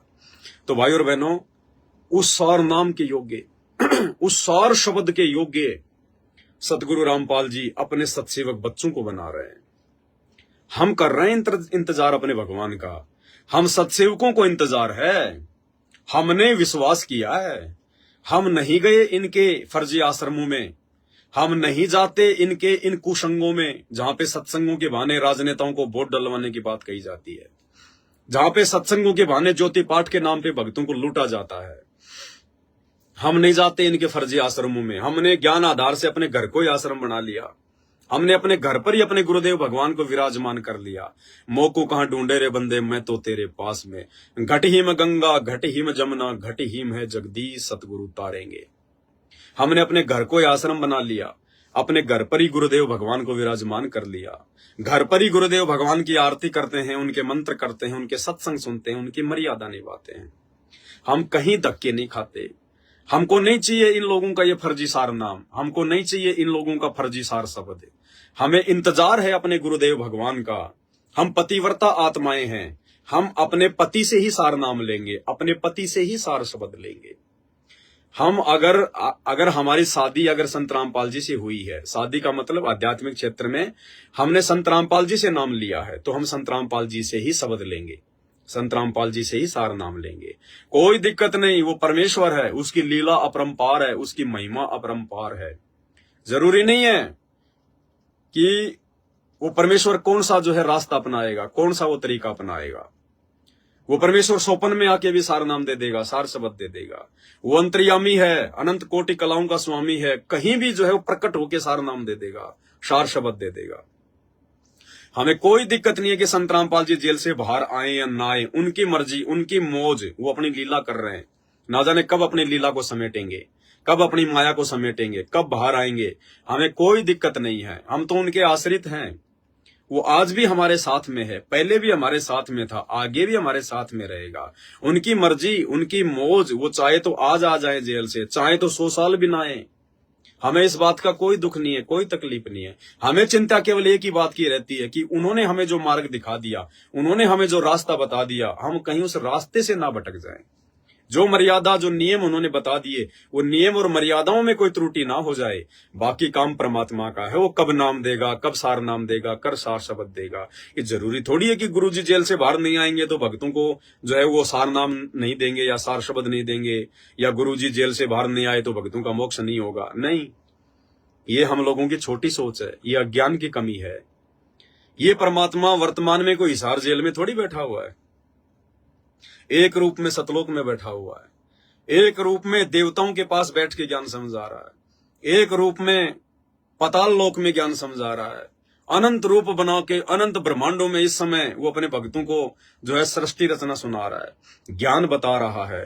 100 दुख संकट अपने भक्तों के जगह जगह वो प्रकट होकर, करोड़ों अरबों जगह एक ही दिन में प्रकट होकर असंख्य ब्रह्मांडों में वो परमात्मा अपनी आत्माओं का उद्धार कर रहा है, उनको ज्ञान दे रहा है, सत्संग दे रहा है, नाम दे रहा है। ये जरूरी नहीं है, ये ना सोचना कि संत रामपाल जी केवल हिसार जेल में बैठे हुए हैं। अगर वो हिसार जेल में बैठ जाएगा तो असंख्य ब्रह्मांडों को कौन चलाएगा। को पाटी पगड़ा भया जागी जिया जून, सब काहू को देत है चौन समाना चून।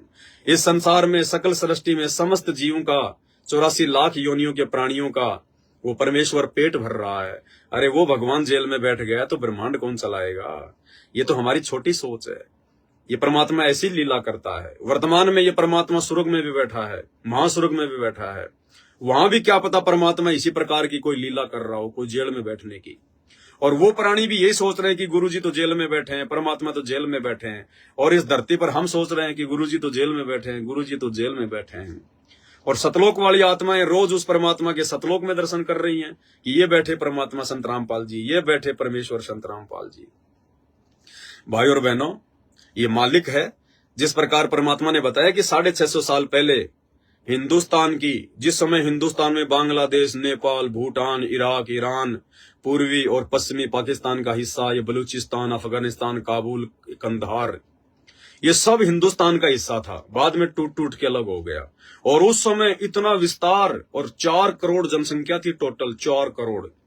और उस समय उनके 64 लाख भगत हुए, यानी पूरी जनसंख्या के 75% भगत। जबकि उस समय ना कोई टीवी था, ना कोई टेलीविजन था, ना कोई रेडियो था, ना कोई इंटरनेट था, ना कोई मोबाइल था, ना कोई पुस्तकें छापी जाती थी। फिर भी उस परमेश्वर ने 4 करोड़ की जनसंख्या में से 64 लाख लोगों को अपना भगत बनाया। कैसे? वो परमात्मा एक ही समय में हजारों रूप बनाकर अलग अलग जगह पे वो प्रकट हो जाया करते थे। कहीं पे सत्संग सुना रहे हैं, कहीं पे नाम दीक्षा दे रहे हैं, ज्ञान सुना रहे हैं, बिना माइक के, बिना डीजे के, बिना स्पीकर के हजारों लोगों तक उनकी आवाज बिल्कुल साफ जाती थी, जैसे मेरे पास में खड़े हुए हैं। सबको परमात्मा एकदम साफ साफ दिखाई दिया करते थे, जैसे हम लोगों को टेलीविजन में साफ दिखाई देता है। प्रधानमंत्री भाषण दे रहा है दिल्ली में, हम अपने घर पर बैठ के देख रहे हैं, जो हम लोग की पंजाब में। तो ऐसे वो परमात्मा लीला किया करता था। तो आज भी वही परमेश्वर है। असंख्य ब्रह्मांडों में असंख्य रूप बनाकर ये परमेश्वर अपनी लीला कर रहा है, अपनी महिमा जो है वो कर रहा है। तो भाई और बहनों, हम सत्सेवक भाई बहनों ने अब इतनी दया बख्शने के बाद, इतनी मेहर बख्शने के बाद छप्पर फाड़ दया कर दी गुरु जी ने सत्सेवकों पर, छप्पर फाड़ दया। काल ने हर प्रकार से 100 यत्न कर लिए हम सत्सेवकों को तोड़ने के।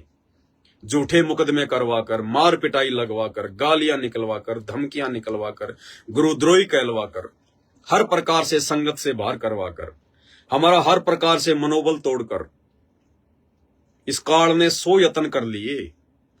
लेकिन कहते ना कि जो कुम्हार होता है, कुम्हार वो नीचे हाथ रखता है, सहारा देता है, ऊपर मटके के चोट मारता है। तो सतगुरु रामपाल जी भगवान ने ऊपर से हमारे चोट मारी। और चोट क्यों मार रहे हैं हमें? हमारे को पकाने के लिए, हमारी कीमत बनाने के लिए। लेकिन नीचे से सहारा भी परमात्मा ही दे रहा है, उस कुम्हार की तरह मटके में नीचे से हाथ भी परमात्मा ही रखा हुआ है। ये संघर्ष, ये चुनौतियां, इनको सहन करने की हिम्मत, शक्ति ज्ञान आधार से, अपने सत्य प्रेरणा से परमेश्वर ने हमें दी। नहीं तो भाई और बहनों, तालाब में एक मछली मगरमच्छ से लड़ाई नहीं कर सकती। ये सतलोक आश्रम मैनेजमेंट हरियाणा ये काल के विशेष दूत हैं। संत रामपाल जी के बेटा बेटी, भाई बंधु, रिश्तेदार, कोऑर्डिनेटर, ये लोग उस काल बलि के ज्योति निरंजन के विशेष एजेंट हैं। ये मगरमच्छ हैं और हम भगत हैं। हम जो है मतलब मछलियां हैं। तो मछली के तालाब में मगरमच्छ से लड़ाई झगड़ा करने की, टक्कर लेने की औकात नहीं होती। लेकिन परमात्मा का एक नियम है कि जो जाकी सरना बसे ताको ताकी लाज, और जल सेती हाथी बह जाते, और जल सेती मछली जो है उतर जाती और बह जाते गजराज। मछली क्या होती है? मछली जो है जल के ऊपर आश्रित होती है। उसने उस जल को अपना सब कुछ मान लिया। अगर मैं जल में नहीं रहूंगी तो मैं जो है मर जाऊंगी। यानी पानी के बिना मछली का जीवन होता ही नहीं है। उसने अपने आप को समर्पित कर दिया उस पानी के प्रति। तो उस पानी ने भी क्या किया? उसने भी कोई कमी नहीं छोड़ी। उल्टी धारा में पानी की चाहे कितनी भयंकर चाहे धारा हो, मछली उसमें ऊपर चढ़ जाएगी, ऊपर चढ़ जाएगी मछली ऊपर। और उसी पानी में हाथी बह जाते हैं, मगरमच्छ बह जाते हैं, लेकिन मछली नहीं बहती। मछली उल्टी धारा में भी पानी के ऊपर चढ़ जाएगी, ऊपर। क्यों? क्योंकि जो जाकी शरणा बसे ताको ताकी लाज। क्योंकि मछली ने अपने आप को पानी के प्रति समर्पित कर दिया, तो अब ये पानी की जिम्मेदारी थी कि उसने भी मछली को पानी में स्वतंत्र कर दिया कि चाहे इधर जा, चाहे उधर जा, चाहे ऊपर जा, चाहे नीचे जा, तेरा कुछ नहीं बिगड़ेगा। तो इसी प्रकार सत्सेवक बच्चों ने साध संगति से जुड़ी हुई आत्माओं ने ज्ञान को आधार बनाकर अपना तन मन धन मन कर्म वचन से अपने गुरुदेव के चरणों में समर्पित कर दिया कि परमेश्वर, हमने केवल आपको देखा है, हमने किसी भगवान को नहीं देखा, हमने किसी जो है कबीर को नहीं देखा, हमने केवल आपको देखा है। हमारे कबीर आप हो हे गुरुदेव, हमारे कबीर आप, हमारे मुनिंद्र आप, हमारे सत्सुकृत आप, हमारे करुणामय आप, हमारे गुरुदेव आप, हमारे भगवान आप, हमारे माँ आप, हमारे बाप आप। तमेव माता च पिता तमेव, तमेव बंधु च सखा तमेव। तो परमेश्वर ने जब देख लिया अपने बच्चों के इस प्रकार के भाव, उनका समर्पण, ये लाखों की भीड़ तो 20-20 हजार रुपए दे देकर ये नकली सार नाम लेने के लिए लाइनों में लगी हुई है, सार शब्द लेने के लिए लाइनों में लगे हुए हैं। इनको भीड़ को जो भी आदेश दे दिया जाता है, कोई पीला पर्चा बना के, कोई ऑडियो वीडियो सुना के, भले ही वो आदेश मेरे ज्ञान के विपरीत है, तो भी ये लोग भेड़ बकरियों की तरह अंधे होके दौड़ रहे हैं, चिंतन ही नहीं कर रहे, ज्ञान को आधार ही नहीं बना रहे, नीर खीर का निवेरा ही नहीं कर रहे। और मेरे सत्सेवक बच्चे, इनको कोई भी आकर कुछ भी कह दे, ये नहीं देखते कि सामने आदेश देने वाला तो गुरुजी का लड़का है, और ये आदेश तो गुरुजी की बेटी दे रही है, और गुरुजी का भाई कह रहा है, कह रहा होगा गुरुजी का भाई, कह रही होगी गुरुजी की बेटी, कह रहा होगा गुरुजी का बेटा। हमारे क्या लगे, वो भी हमारे जैसे 2 कोटि के जीव हैं। अगर वो कुछ कह रहे हैं तो कोई दिक्कत नहीं। क्या कह रहा भाई बता? भाई गुरुजी का आदेश आया है, बीजेपी ने वोट देना है, और जो बीजेपी ने वोट नहीं देगा उसका तो नाम खंड हो जाएगा, हैं? उसको तो आश्रमाते बाहर पटक दिया जाएगा भाई, आश्रमा में नो एंट्री कर दी जाएगी। गुरुजी का आदेश है भाई। ठीक है भाई, तूने दे दिया तेरा आदेश। अब उस आदेश को हम सत्सेवक भाई बहन अपने गुरुजी के सत्संगों से मेल करते हैं। हम सत्सेवक भाई बहन आपस में एक दूसरे के साथ में फोन करके डिस्कस करते हैं कि भगत जी ये इस प्रकार का आदेश बताया जा रहा है, इस प्रकार का पीला पर्चा आया है। गुरुदेव ने तो 28 साल में कभी ना कोई राजनीति की, ना कभी बीजेपी को वोट डलवाए, ना कभी कांग्रेस को वोट डलवाए, जबकि बीजेपी उस समय भी थी, कांग्रेस उस समय भी थी, हैं? ये चुनाव तो भगत जी उस समय भी आते थे, हैं? परमात्मा ने तो कभी आदेश नहीं दिया, ना उस समय कोई भगत आदेश दिया करता था कि गुरुजी ने ये आदेश दे दिया। और आज जेल जाने के बाद में गुरुजी के ज्ञान के विरुद्ध काम हो रहा है। गुरुजी तो कहते हैं कि जो राजनीति करता है उसको तो हम भगत ही नहीं मानते। तो भाई हम विचार करते हैं और अंतर्यामी परमात्मा ने देख लिया कि अब ये मेरे बच्चे काल के जाल में नहीं आने वाले, अब इनको काल नहीं ठगने वाला, अब ये अपने बाप के नक्शे कदम पर चलते हुए, अपने बाप के पद चिन्हों पर चलते हुए, ज्ञान आधार से ये खुराक खा खाकर जवान हो चुके हैं, यंग तगड़े रेसलर हो चुके हैं। तब परमात्मा दया बख्शता है। फिर परमेश्वर ने हमारे ऊपर दया बख्शी, रजोगुण से दूर कर दिया। फिर परमेश्वर ने हमारे ऊपर दया बख्शी, परमात्मा हम सबके घरों में आकर विराजमान हो गए। घर घर में परमात्मा ने बेड लगवा दिया।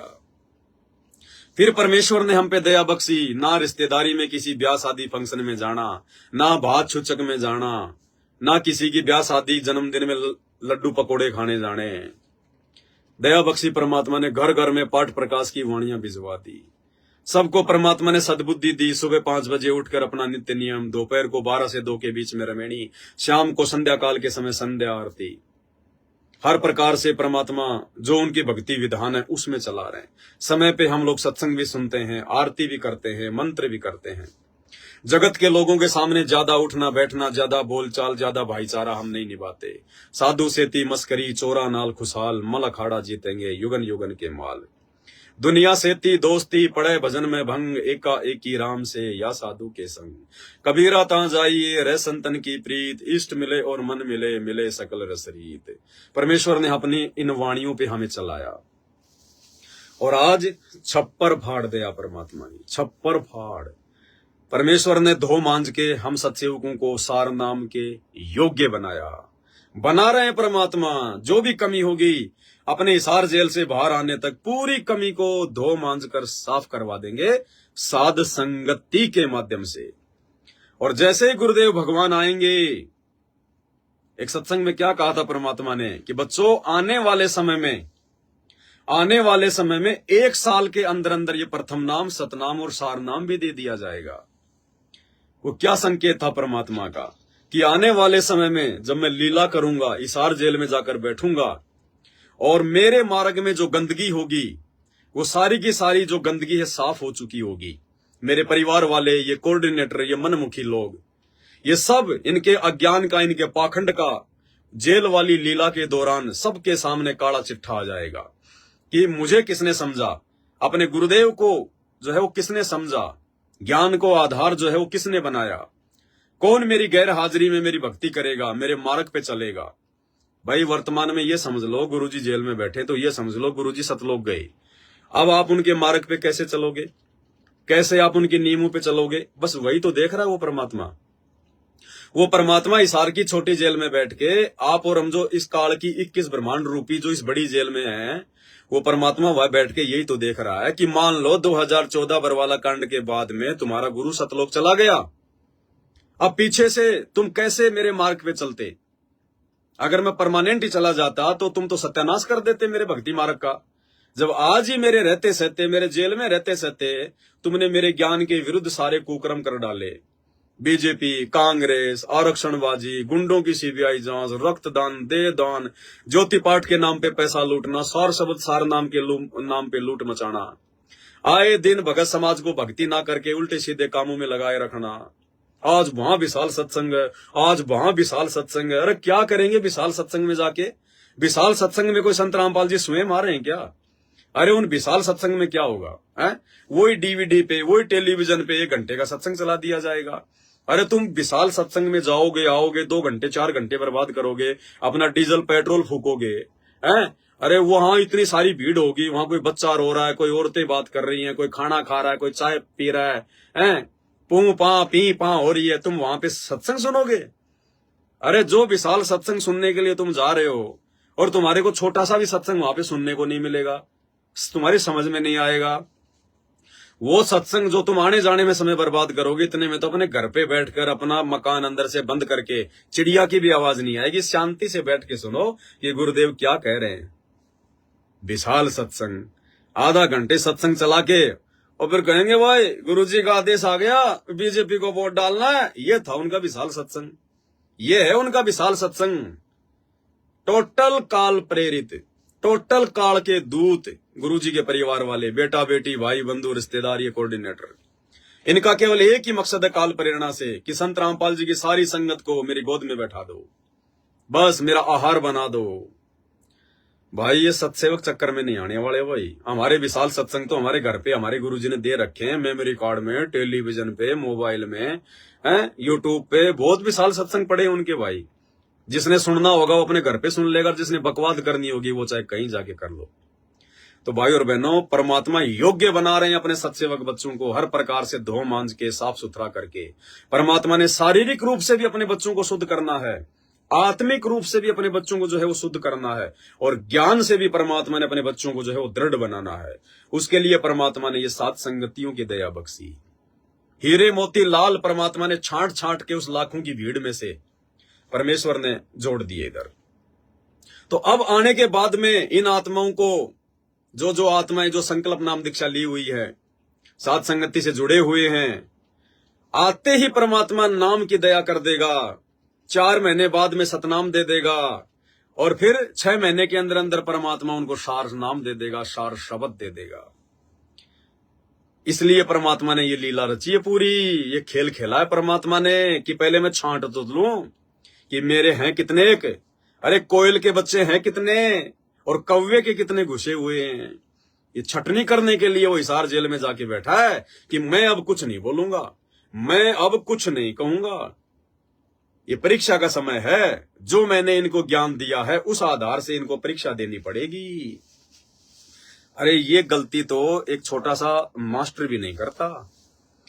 हम अपने बच्चे को स्कूल भेजते हैं, साल भर तक उसको पढ़ाता है, रिवीजन करवाता है, बार बार उसको रट्टा मरवाता है, और जब उस बच्चे की परीक्षा होती है तो वही टीचर जिसने साल भर तक पढ़ाया वही बच्चा एग्जाम हॉल में उस बच्चे को देखता रहता है, घूमता रहता है।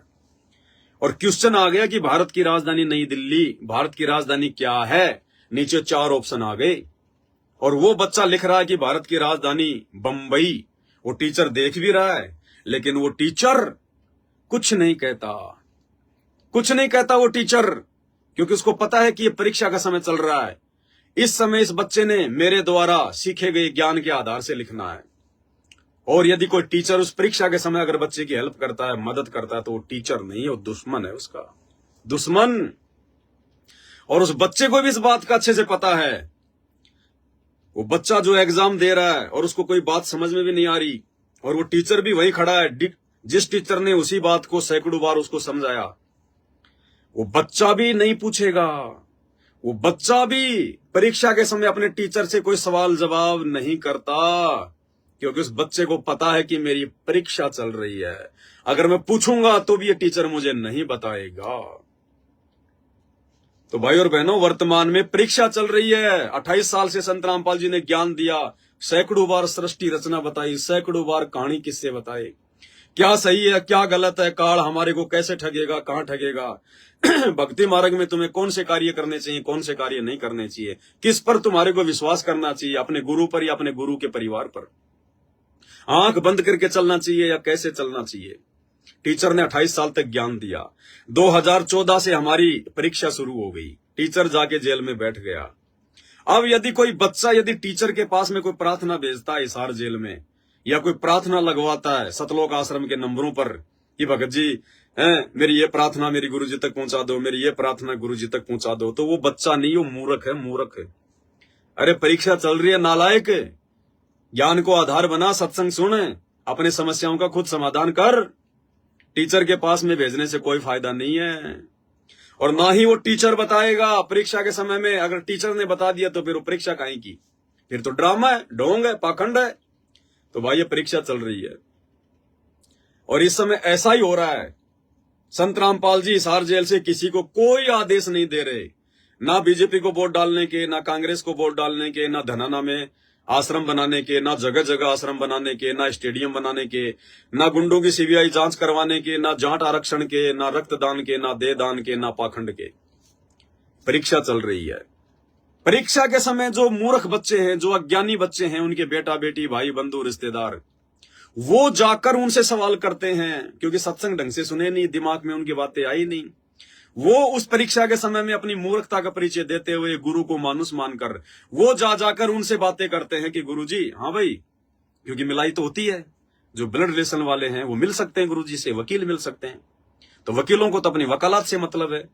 अब जो उनके परिवार वाले वो जाते हैं परीक्षा के समय में, गुरु जी, हाँ जी गुरु जी एक बात है। बोलो भाई क्या बात है? गुरु जी हरियाणा में बीजेपी सरकार का बहुत अच्छा माहौल है। गुरु जी अब की बार हरियाणा में बीजेपी सरकार ही आएगी। और गुरुजी यदि हम हरियाणा सरकार को, बीजेपी सरकार को अगर सपोर्ट कर दें, अगर भक्तों से वोट डलवा दें, तो गुरुजी बीजेपी सरकार को भी ये हो जाएगा कि बाबा रामपाल तो हमारे समर्थन में है। गुरुजी हो सकता है आपको जमानत मिल जाए, गुरुजी हो सकता है आप जी जो है जमानत पे बाहर आ जाओ। तो परीक्षा चल रही है। उस शिष्य ने तो अपनी मूर्खता दिखा दी, बच्चे ने तो परीक्षा के समय में अपनी मूर्खता दिखा दी गुरु से ये बातें बोल के। अब गुरु क्या करेगा परीक्षा के समय में? गुरु ये कहेगा, अच्छा, और वाह भाई वाह, बहुत अच्छी बात है। अरे अगर ऐसी बात है तो देख लो भाई, अगर थन बेरा है कि बीजेपी सरकार आवेगी और बीजेपी सरकार अगर मेरी जमानत करवा देगी और तुम्हें पूरा यकीन है तो भाई देख लो, बहुत अच्छी बात है। भाई मैं तो जेल में बैठा हूं, मैंने तो बेरा को नहीं, भाई बीजेपी का माहौल है, कांग्रेस का माहौल है, भाई तुम बाहर हो, तुम्हारे को अच्छे से पता है कि क्या है और क्या नहीं है, तो तुम देख लो भाई, बहुत अच्छी बात है। टीचर यही कहेगा। अब टीचर ने ये बात बोल दी। अब इन्होंने टीचर की इस बात को संगत में आदेश बना के पारित कर दिया, पीला पर्चा लगा के पारित कर दिया कि गुरुजी का आदेश आ गया, बीजेपी को वोट डाल दो, गुरुजी का आदेश आ गया, बीजेपी को वोट डाल दो। गुरुजी के खोपड़ी में कोई खुजली चल रही है क्या, जो जबरदस्ती कहेगा कि बच्चों बीजेपी को वोट दो? तुम लोगों ने परीक्षा के समय मूर्खता दिखाई, गुरुजी के सामने जाके ये बात की। तो गुरु कोई बालक नहीं है, गुरु को पता है इस बात का कि अगर इसमें दिमाग होता तो मेरे पास में आता ही नहीं। अरे अगर गुरु को भगवान मान लिया तो भगवान किसी राजनीतिक पार्टी के जो है जमानत के भरोसे बैठा है क्या? किसी राजनीतिक पार्टी किसी प्रशासन की औकात है क्या जो गुरु को जेल में बैठा देगी? लेकिन टीचर ने भी देख लिया कि इनमें इतनी बुद्धि है और ये ड्रामा तो ये रचेंगे, इसमें कोई संशय नहीं है। तो टीचर भी ने कह दिया ठीक है भाई, तुम्हारे को जैसा अच्छा लगे वैसा करो, बहुत अच्छी बात है भाई। टीचर क्यों कमी छोड़ेगा? टीचर क्यों कमी छोड़ेगा?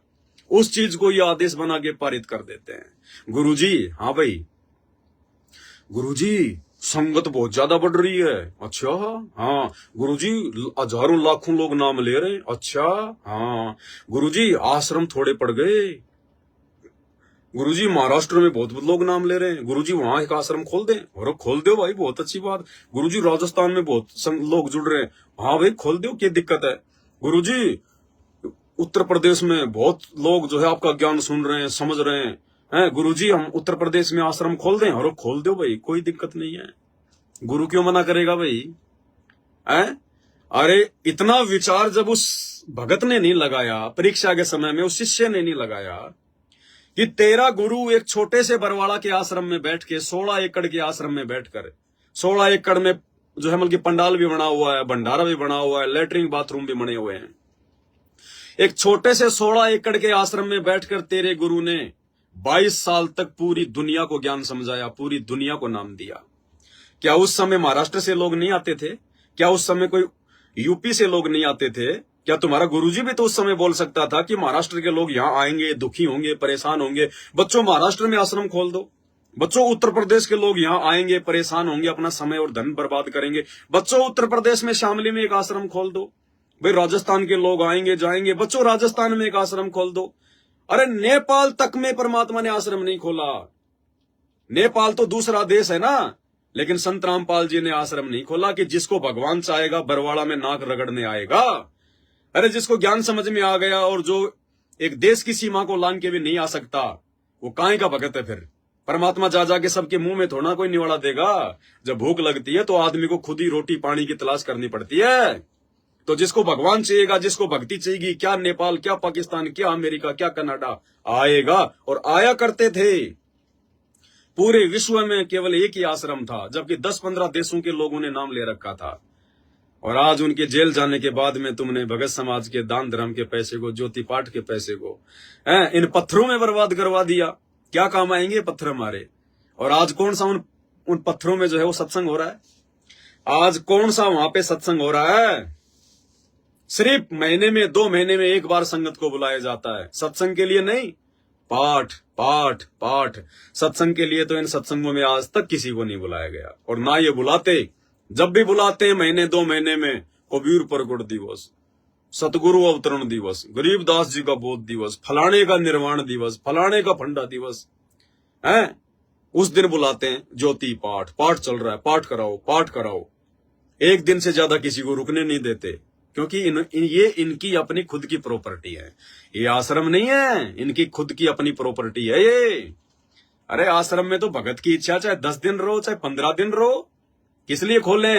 तुमने अपने बाप दादाओं की जमीन बेच बेच के आश्रम बनाए हैं, या उन्हीं भक्तों के दान धर्म से आश्रम बनाए हैं, और उन्हीं भक्तों को आश्रम में एक दिन भी रहने की अनुमति नहीं है? हैं? ये ड्रामा, पाखंड इन्होंने अपनी खुद की प्रॉपर्टी समझ रखी है।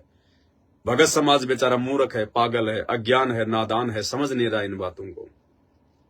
अरे परमात्मा ने ज्ञान दे दिया, नाम दे दिया, भक्ति दे दी, मर्यादा दे दी, काम धंधा तुम अपनी मेहनत से कर रहे हो, तुम्हें लोगों के तलवे चाटने की जरूरत क्या है? अपने घर पर रहो, घर पर परमात्मा का दरबार बनाओ, घर पे अपनी आरती करो, अपने बच्चों के साथ बैठ के भक्ति करो, अपनी जोत जलाओ, अपने 5 यज्ञ करो। और दान धर्म का पैसा परमात्मा कहते हैं, गुरु बिन माला फेरते, गुरु बिन देते दान, गुरु बिन दोनों निष्फल है, चाहे पूछो वेद पुराण। गुरु बिन दान पुण्य जो कर ही मिथ्या होए कबू न फल ही। जब गुरु जी आएंगे तब दे देना। तुम्हारे पास में तुम कितने लखपति अरबपति हो भाई? अरे तुम्हारे घर में इतने कितने पैसे हो गए कि तुम्हारे घर में आ ही नहीं रहे हैं? जब तुम्हारे गुरु जी आए तब दे देना मेरे भाई। सुपात्र को दोगे तो फायदा मिलेगा, कुपात्रों को चाहे अपनी जमीन बेच के दे दो तो भी नुकसान ही उठाना पड़ेगा। तो भाई और बहनों, बहुत बड़ी मेहर परमात्मा की हम साथ संगत से जुड़े हुए सत्सेवक भाई बहनों के ऊपर। परमात्मा इसी प्रकार से हम साथ संगत वालों पर रजा बनाए रखे, दया बनाए रखे, और परमेश्वर की इस दया के लिए, इस विशेष रहम के लिए भाई और बहनों, शब्द नहीं है परमात्मा की महिमा में। जो दया परमात्मा ने सात संगत पे बख्शी है, सांसद सेवकों पर बख्शी है, शब्द नहीं है वास्तव में। भाई और बहनों, हम हैं वो हीरे मोतीलाल परमात्मा के, हम सात संगत वाले।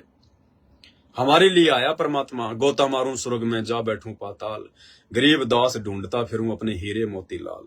आप और हमारे लिए आया है परमात्मा, लाखों की भीड़ के लिए नहीं आया। अरे नाम तो आने वाले दिनों में पूरी दुनिया लेगी, क्योंकि एकमात्र यही भगवान होगा, यही भक्ति होगी, सबको पता चल जाएगा। 2028 लास्ट टाइम है युग परिवर्तन का। ये सभी देव देवताओं के ऊपर पैर हो जाएंगे, साधु संत महात्मा सब आपको हॉस्पिटल में जो है ये सड़े हुए मिलेंगे। कहां जाएगी ये दुनिया? रोएगी, चिल्लाएगी। ना कोई मस्जिद में भगवान मिलेगा, ना कोई मंदिर में भगवान मिलेगा, ना चर्च और गुरुद्वारे में मिलेगा। ऊपर हाथ करके रोएंगे, अपनी जान की भीख मांगेंगे। एकमात्र संत रामपाल जी ठिकाना दिखेगा इनको। उस समय तो आएंगे, ये तो मजबूरी में आएंगे, आना ही है दुनिया को, दूसरा ठिकाना ही नहीं है।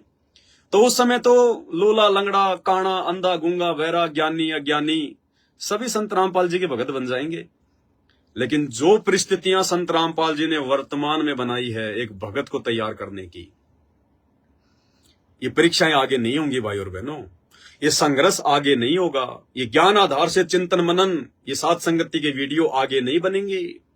ये ऐसी परिस्थितियां बनाई है संत रामपाल जी ने 2014 के बाद से, इनका कोई जवाब नहीं है। अरे आगे क्या संघर्ष होगा? पूरी दुनिया सत्साहिब करेगी, पूरी दुनिया सत्साहिब करेगी। कौन संघर्ष है? आप चाहे कहीं भी जाओ, कहीं भी आओ, कहीं भी मालिक की कोई चर्चा करो, सब संत रामपाल जी के भगत हो जाएंगे। देव देवताओं की औकात का सबको पता चलेगा, अल्लाह मोला राम रहीम की औकात का सबको पता चल जाएगा। मंदिर, मस्जिद, चर्च, गुरुद्वारे, ये पाखंड सबके सामने आ जाएंगे। कौन तुम्हारा विरोध करेगा?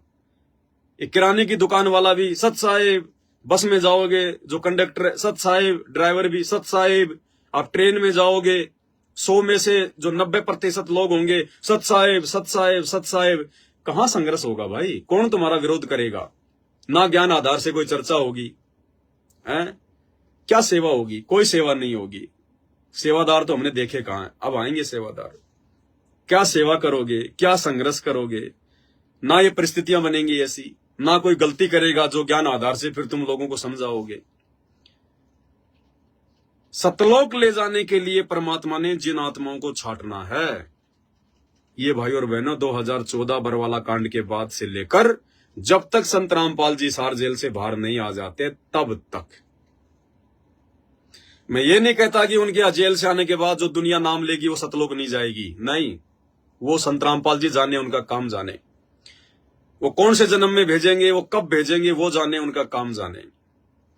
लेकिन भाई और बहनों, वर्तमान में जिन आत्माओं को परमात्मा ने छांट लिया, और जो आत्माएं हिम्मत करके ज्ञान को आधार बना के, मान बढ़ाई से दूर होकर के, निंदा बिंदा चुगली से दूर होकर जो दृढ़ भगत बन जाएगी, संत रामपाल जी को दिखा देगी कि परमात्मा हम आपके बच्चे हीरे मोती लाल, उनका तो पक्का नंबर है, पक्का। उनके तो सतलोक की टिकट बन चुकी है। बाकी कौन जाएगा, कौन बचेगा, गारंटी नहीं है इस बात की, क्योंकि वो परिस्थितियां नहीं बनेंगी। ये गोल्डन चांस है। इस गोल्डन चांस में परमात्मा ने हमें सात संगतियों से जोड़ दिया। देखो, जैसे गुरुजी कहते हैं कि बच्चों तुम सतलोक जाओ, फिर तुम्हारे बच्चे भी आ जाएंगे तुम्हारे पीछे पीछे। भाई ये एक जो है बल्कि मन डांटने वाली बात है। हमारे बच्चे तो आएंगे सतलोक, क्योंकि वर्तमान में हम हैं, और वर्तमान में हमारे जो बच्चे हैं, और गुरुजी के रहते सहते यदि हमारे कोई पोता पोती भी हो गए, और यदि उन्होंने भी संत रामपाल जी से नाम ले लिया और आजीवन मर्यादा में रहे, तो वो भी सतलोक जाएंगे। लेकिन उसके बाद नहीं, उसके बाद तो खाली जो है वो कलम चढ़ेगी। उनको फिर जन्म मिलते रहेंगे मनुष्य के, सतयुग जैसा माहौल हो जाएगा, लाखों साल धरती पर कोई किसी को दुखी नहीं करेगा, कोई परेशान नहीं करेगा, वो आत्माएं सुख भोगेंगी, लेकिन पार नहीं हो पाएंगी। पार होने के लिए तो भाई परमात्मा कहते हैं सारी प्रोसीजरों से पार होना पड़ता है। अब क्या कहते हैं परमात्मा हमारा जो मन की मन डांटने के लिए कि बच्चों तुम सतलोक जाओ, पीछे से अपने बच्चों की टेंशन ना करना, धीरे धीरे तुम्हारे बच्चे भी सतलोक में आ जाएंगे, धीरे धीरे तुम्हारे बच्चे भी सतलोक में आ जाएंगे, तुम्हारे माता पिता भी सतलोक में आ जाएंगे। अब भाई और बहनों एक बात बताओ, आज मैंने नाम ले रखा है, ठीक है, और मान लीजिए मेरे माता पिता ने नाम नहीं लिया, मेरे माता पिता ने मान लीजिए नाम दीक्षा नहीं ली, वो संत रामपाल जी की भक्ति नहीं करते, और मुझे संत रामपाल जी कह रहे हैं कि बेटा आपका तो मोक्ष पक्का है, टेंशन ही मत लो, और फिर आपका ये परिवार धीरे धीरे वहां आ जाएगा, यही आपके माता पिता, यही आपके भाई बहन, आपके बेटा बेटी सब धीरे धीरे करके सतलोक में आ जाएंगे और आपका एक परिवार बन जाएगा। भाई और बहनों, ये परिवार हमें सतलोक में नहीं मिलेगा, और ना हमें कोई ये इच्छा होनी चाहिए कि इस यहां पर हमारे जो बेटा बेटी, जो माता पिता हैं, वो ही हमें सतलोक में मिले, वो भी हमारी सबसे बड़ी कमजोरी हो जाएगी। अकेला आया था, हमें ध्यान है क्या कि साथ में मेरे माता पिता ने भी सतलोक में हाथ खड़ा किया था। आपको याद है कि सतलोक में आपके बेटा बेटी, आपके रिश्तेदार, आपके भाई बंधु ने भी हाथ खड़ा किया था कि मैं भी जाऊंगा उस काल के साथ में। तो यहां से पूरे परिवार का ठेका क्यों ले रहे हो कि मेरे माता पिता भी सतलोक में जाने चाहिए, मेरे बेटा बेटी भी सतलोक में जाने चाहिए। उनके अपने कर्म, उनके अपने संस्कार, वो जाए ना जाए, वो कब जाए, उनकी मर्जी, उनकी मौज। हम क्या कर सकते हैं इसमें? मन में भी नहीं रखनी ये चीज। और देखो, परमात्मा हमारा मन डांटने के लिए बोलते हैं कि तुम्हारा यही परिवार वहां इकट्ठा हो जाएगा। मेरे माता पिता ने मान लीजिए नाम नहीं ले रखा, और मैंने बहुत अच्छी भक्ति कर ली और मेरा शरीर छूट गया, तो शरीर छूट गया तो परमात्मा तो मर्यादित भगत को सतलोक में भेजेंगे, तो मुझे परमात्मा सतलोक ले गए। अब एक बात बताओ, मेरे माता पिता ने तो भक्ति शुरू नहीं की संत रामपाल जी की, फिर सतलोक में जब मेरा वहां पे जब मल के जन्म होगा तो कौन से माता पिता से होगा? वो जिन्होंने संत रामपाल जी का नाम ही नहीं लिया, जिन्होंने भक्ति नहीं करी, जो मर गए। और मेरा सतलोक जाने का टाइम हो गया, मुझे गुरुजी सतलोक ले गए, तो सतलोक में मुझे कौन से माता पिता मिलेंगे? अगर यही परिवार अगर सतलोक में मिलेगा तो यहां वाले मां बाप ने तो नाम ही नहीं लिया, और उनसे पहले तो मैं सतलोक चला गया, तो वहां मेरा जो जन्म होगा वो कौन से माता पिता से होगा? विचार करो भाई और बहनों, क्योंकि सतलोक जाएंगे तो एक बार तुम्हारा जन्म होगा ही होगा, और जन्म कैसे होगा? वहां पे माता पिता से होगा, उनके शब्द से होगा। तो कौन से माता पिता से हुआ? तो नए माता पिता मिल गए ना, या फिर ये वाले माता पिता परमात्मा ने भेजे, फिर मेरे को जन्म दिया, फिर वापस छोड़ा इन माता पिता को। तो इसी प्रकार भाई और बहनों, जो बेटा बेटी हैं, हमने उम्मीद नहीं करनी कि ये बेटा बेटी मेरे सतलोक में आए, तो फिर वो तो फिर ममता हो गई। अगर आपके मन में ये इच्छा हुई कि भगवान मेरा तो नंबर आ गया सतलोक का, और गुरुजी ने तो कह रखा कि तेरे बेटा बेटी भी आ जाएंगे, तो फिर तो हमें हमेशा एक मल की वो रहेगी मन में कि मेरा बेटा बेटी कब आएंगे, मेरे बेटा बेटी कब आएंगे, आएंगे कि नहीं आएंगे। तो फिर तो हमारी आस्था वहीं रहेगी, जहां आशा तहां भाषा हुई, मन कर्म वचन सुमरियो सोई। फिर वापस हमारे को यही गधा कुत्ता सूर बनना पड़ेगा। जो गलती द्वापर में सुदर्शन सुपच ने की, जो गलती त्रेता में रानी इंद्रमती ने की, हमने उन गलतियों से शिक्षा लेनी है कि परमात्मा कहां क्या संकेत करते हैं। सुदर्शन का जाने का नंबर आ गया, परमात्मा मानसरोवर पे ले गए और कहा बेटा मन में कोई शंका, कोई इच्छा? बोले परमात्मा वैसे तो कोई इच्छा नहीं है, लेकिन मेरे माता पिता बहुत अच्छे थे, मेरे को कभी भक्ति से मना नहीं करते थे, ये परमात्मा उनको भी कभी अपनी शरण में लेना। इतनी सी कमजोरी थी, यही धक्के खा रहा है वो सुदर्शन सुपच। वो इंद्रमती मानसरोवर पे ले गए परमात्मा, बोले बेटी कोई उस गंदे लोग की कोई इच्छा, रिश्ते नाते परिवार में कोई इच्छा? बोले भगवान आपने ऐसा ज्ञान दे दिया, फिर भी कोई इच्छा रहेगी? लेकिन परमात्मा मेरा पति बहुत अच्छा था, खुद भक्ति नहीं करता था, लेकिन मेरे को मना नहीं करता था, ये मालिक उसको भी संभालना। तो ये ठेकेदारी हमारी है क्या? अरे उस बाप की जिम्मेदारी है, परमात्मा की जिम्मेदारी है, लेकिन वो ठेकेदार नहीं बन गई, वो ठेकेदार नहीं बन गई, वो रानी इंद्रमती। इतनी सी गलती नीचे गिरा दिया भगवान ने, आज भी यही धक्के खा रही है। तो भाई और बहनों, हमने केवल अपने आत्म कल्याण की सोचनी है। ये बेटा बेटी, माँ बाप, भाई बंधु, रिश्तेदार भक्ति करेंगे तो पार होंगे, नहीं तो बाढ़ में जाओ। धर्मदास वाली गलती हमने नहीं करनी है। इस मोह ममता को पूरी तरह से साफ करना है मालिक के ज्ञान आधार से। हमने चक्कर में नहीं पड़ना इनके, ये तो हमारे ऋण संबंधी हैं, दुश्मन है हमारे। अरे माता पिता, बेटा बेटी, रिश्तेदार तो हमारे ऋण संबंधी है, पिछले जन्मों के, जिनका हमने ले रखा या किसी ने हमारा लिया हुआ है। मैंने किसी को सता रखा या किसी ने मेरे को सता रखा है, वो अपना बदला लेने के लिए हमारे बेटा बेटी, भाई बंधु, रिश्तेदारों के रूप में आए हुए हैं। जैसे आज कोई बाप मतलब जगत में अपने बच्चों की शादी करता है, एक बाप ने अपनी बेटी की शादी में कितना खर्चा करना पड़ता है? आप देख लो, संत रामपाल जी के भक्तों के अलावा गार्डन लेना पड़ेगा। अगर शहर में रहता है तो मैरिज गार्डन करना पड़ेगा। अब 4 से 5 लाख रुपए बिना तो वो मैरिज गार्डन नहीं होता 2 दिन के लिए। फिर 200-300 आदमी आएंगे, कम से कम 2.5-3 लाख रुपया उनका 56 प्रकार का भोजन बनाने में।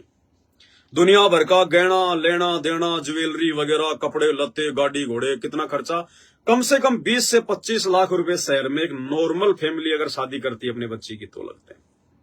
अब क्या था, आज वो जिस बेटी की शादी कर रहा है 25 लाख रुपए अपनी मेहनत का पैसा गधे बैल की तरह कमा कमा के फिर 25 लाख रुपए 2 दिन में जो है बल्कि बर्बाद कर रहा है। ऊपर से दहेज दे रहा है, कोई स्कॉर्पियो गाड़ी देता है, कोई फॉर्च्यूनर देता है, कोई 20 लाख देता है, कोई 5 लाख देता है।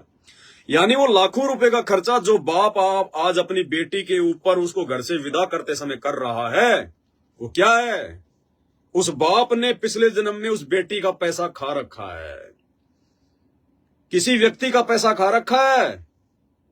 और अब वो व्यक्ति क्या करेगा, इस जन्म में उसका जवाई बनेगा और जवाई बनके वो पैसा तो लेगा ही लेगा, स्कॉर्पियो तो लेगा ही लेगा, पिछले जन्म का हिसाब किताब तो पूरा करेगा ही करेगा। टीके में लगन में 1.25 लाख रुपए 5 लाख रुपए तो लेगा ही लेगा, साथ में उसकी बेटी और लेके जाएगा। पैसे ले गया, साथ में बेटी ले गया, बदला पूरा। तो ये हमारे दुश्मन हैं। बेटे को हमने जन्म दिया, पाला पोसा, बड़ा किया, हैं, बड़ा होके बेटा निकम्मा निकल गया, बाप की जमीन बिकवा देगा, गाड़ी ले आएगा, शराब पिएगा, दोस्तों की कुसंगति में पड़ जाएगा, कभी एक्सीडेंट में टांग कटेगी, कभी लड़ाई झगड़े में जेल में पड़ा होगा, सारी जिंदगी बाप का रोना। कौन है वो बेटा, पिछले जन्म का ऋणी। ऐसे ही उस बेटे को पिछले जन्म में उस बाप ने दुखी कर रखा था। आज वर्तमान में वो बेटा अपना बदला ले रहा बेटा बनके। तो गुरुदेव ने कहा कि ये हमारे दुश्मन है, ये बेटा बेटी। अगर कोई भक्ति पे लग जाता है, माता पिता के साथ में, माता पिता का सहयोग करता है, माता पिता को दुखी नहीं करता है, तो बहुत अच्छी बात है। तुम्हारे पिछले जन्म के ज्यादा बिगड़े हुए संस्कार नहीं है, और वर्तमान में भी परमात्मा सेट कर देगा धीरे धीरे धीरे धीरे। लेकिन फिर भी सेट हो गए तो इसका मतलब ये नहीं कि हम इनके अंदर फालतू का प्यार करने लग जाएं, मोह ममता जाहिर करने लग जाएं। नहीं, परमात्मा की आत्माएं थी, परमात्मा ने आपके घर पे भेजी, आपने उनको नाम पे लगा दिया, वापस परमात्मा को सौंप दो कि परमात्मा मैं तो केवल इनकी जिम्मेदारी तक निमित्त हूं, केवल इनकी रोजी रोटी के लिए जो आपने मुझे निमित्त बनाया, एक बाप बनाया, इनको पढ़ा दूं, लिखा दूं, इनके शरीर के ऊपर एक कपड़े पहना दूं, ठीक है परमात्मा, मेरी केवल इतनी जिम्मेदारी है। बाकी परमात्मा ये भगत बनेगा या मेरा दुश्मन बनेगा, सतलोक जाएगा, नरक में जाएगा, ये आप जानो या आपका बेटा जाने, ये मेरा बेटा नहीं है। मेरे तो ऐसे ऐसे ना जाने कितने बेटे हो चुके हैं, कितने जन्म में गधा रह चुका हूं, मैंने कितने गधे पैदा कर दिए, कितने जन्मों में मैं कुत्ता रह चुका हूं, मैंने कितने कुत्ते पैदा कर दिए, कितने जन्मों में मैं इंसान रह चुका हूं, मैंने कितने इंसान पैदा कर दिए। मेरा कौन सा बेटा है, इसके जैसे ना जाने कितने बेटा बेटी मैंने पैदा करके छोड़ दिए। कौन सा बेटा मेरा, आप कितने बेटों के पीछे लगूंगा मैं। तो केवल इस भाव से हमारी जिम्मेदारी है कि बच्चों को भी मालिक के नाम पे लगाएं, उनके मार्ग में लगाएं, हर संभव उनको समझाएं। लेकिन समझना ना समझना भाई और बहनों, ये हमारी जो है कोशिशों के ऊपर नहीं है, ये तो उस बेटा बेटी के संस्कार के ऊपर है। इसलिए यदि किसी के बेटा बेटी ऐसे निकम्मे भी हो, नाम लेकर भी अगर भक्ति ना करें, तो उस भगत ने उसकी टेंशन छोड़ देनी चाहिए। वो चाहे बेटी है चाहे बेटा है। एक बहन का फोन आया कि मेरी बेटी जो है 13-14 साल की है, निकम्मी हो गई है, नाम दीक्षा मैंने उसको दिला दी थी लेकिन दोस्तों की कुसंगति में पड़ के अब उसने भक्ति छोड़ दी, मुझे भी दुखी करती है और मैं भी टेंशन में रहती हूँ। तो दास ने तो उस बहन को ये समझाया, इसी आधार से समझाया जो सारी बातें यहां बताई है कि बहन जी छोड़ दो उसको, आपकी जिम्मेदारी है अपने बेटा या बेटी को समझाने की, परमात्मा के नाम पे लगाने की। अगर नहीं लगता है या नाम लेकर भी बकवाद करता है, आपकी बात नहीं मानता है, वही बकवादे करता है, तो देखो अगर छोटा बच्चा हो 2, 4, 5 साल का, उसको तो हम मार लें, पीट लें, थप्पड़ थुप्पड़ लगा लें, उसको डरा दें। वो जवान हो गया, हमारे बराबर हो गया, 13, 14, 15 साल का हो गया, अब उसको मारे तो भी अच्छा नहीं लगता। उसको बार बार समझा सकते हैं, प्रार्थना कर सकते हैं। फिर भी यदि वो बेटा या बेटी अपनी हरकतों से बाज नहीं आती है, तो भाई और बहनों ये समझ लेना कि वो तेरे दुश्मन है। नारायण दास की तरह काल ने धर्मदास के घर में भेजा हुआ है। वो बेटा तेरा नहीं है, वो बेटी तेरी नहीं है, और ना वो परमात्मा का है। परमात्मा का होता तो परमात्मा के नाम पे लगता, परमात्मा की भक्ति करता। वो बेटा बेटी ना तो तेरा है ना वो परमात्मा का है, वो कौवे का है, वो काल की औलाद है, काल की संतान है। और काल की संतान को एक या दो बार समझाया जा सकता है, मार पिटाई नहीं की जाती। जैसे ये मैनेजमेंट वाले गुरुदेव के बेटा बेटी, ये काल की संतान है। परमात्मा ने मुझे जेल करवा दी, परमात्मा ने मेरे ऊपर मुकदमा करवा दिया, परमात्मा ने मुझे गुरुद्रोही कह दिया, क्योंकि उनको पता था कि वो मेरा बेटा है, वो बुरा नहीं मानेगा, मन में शंका भी नहीं लाएगा। लेकिन उन काल के एजेंटों को परमात्मा ने कुछ नहीं कहा। उनका हिसाब किताब तो आने वाले समय में उनके जो है कर्मों के आधार से होगा। तो जो अपना होता है उसको तो अपन समझा सकते हैं, लेकिन जो काल का है उसको नहीं समझा सकते। तो एक दो बार समझाओ, नहीं समझता है तो चाहे बेटा हो चाहे बेटी हो, जो भी वो कर्म कुकर्म करता है उसको फ्री छोड़ दो। फ्री उसको कह दो कि भैया इस घर में तो बकवाद देखो मैं करने नहीं दूंगा, इस घर में तो बकवाद होगी नहीं। अपने यार दोस्त वगैरह अपने बाहर तक सीमित रखना, इस घर में बकवाद नहीं होगी, इस घर में फालतू की कोई खाना पीना उल्टी सीधी चीजें नहीं होंगी। बाहर आपने जो बकवाद करनी है आप करो, ना करो आपकी मर्जी, उसको करने दो। वो बेटी अगर कुसंगति में पड़ गई है, उसने अगर बॉयफ्रेंड बना लिया है, उसको बनाने दो उसको बॉयफ्रेंड। वो बॉयफ्रेंड उसका शोषण करेगा।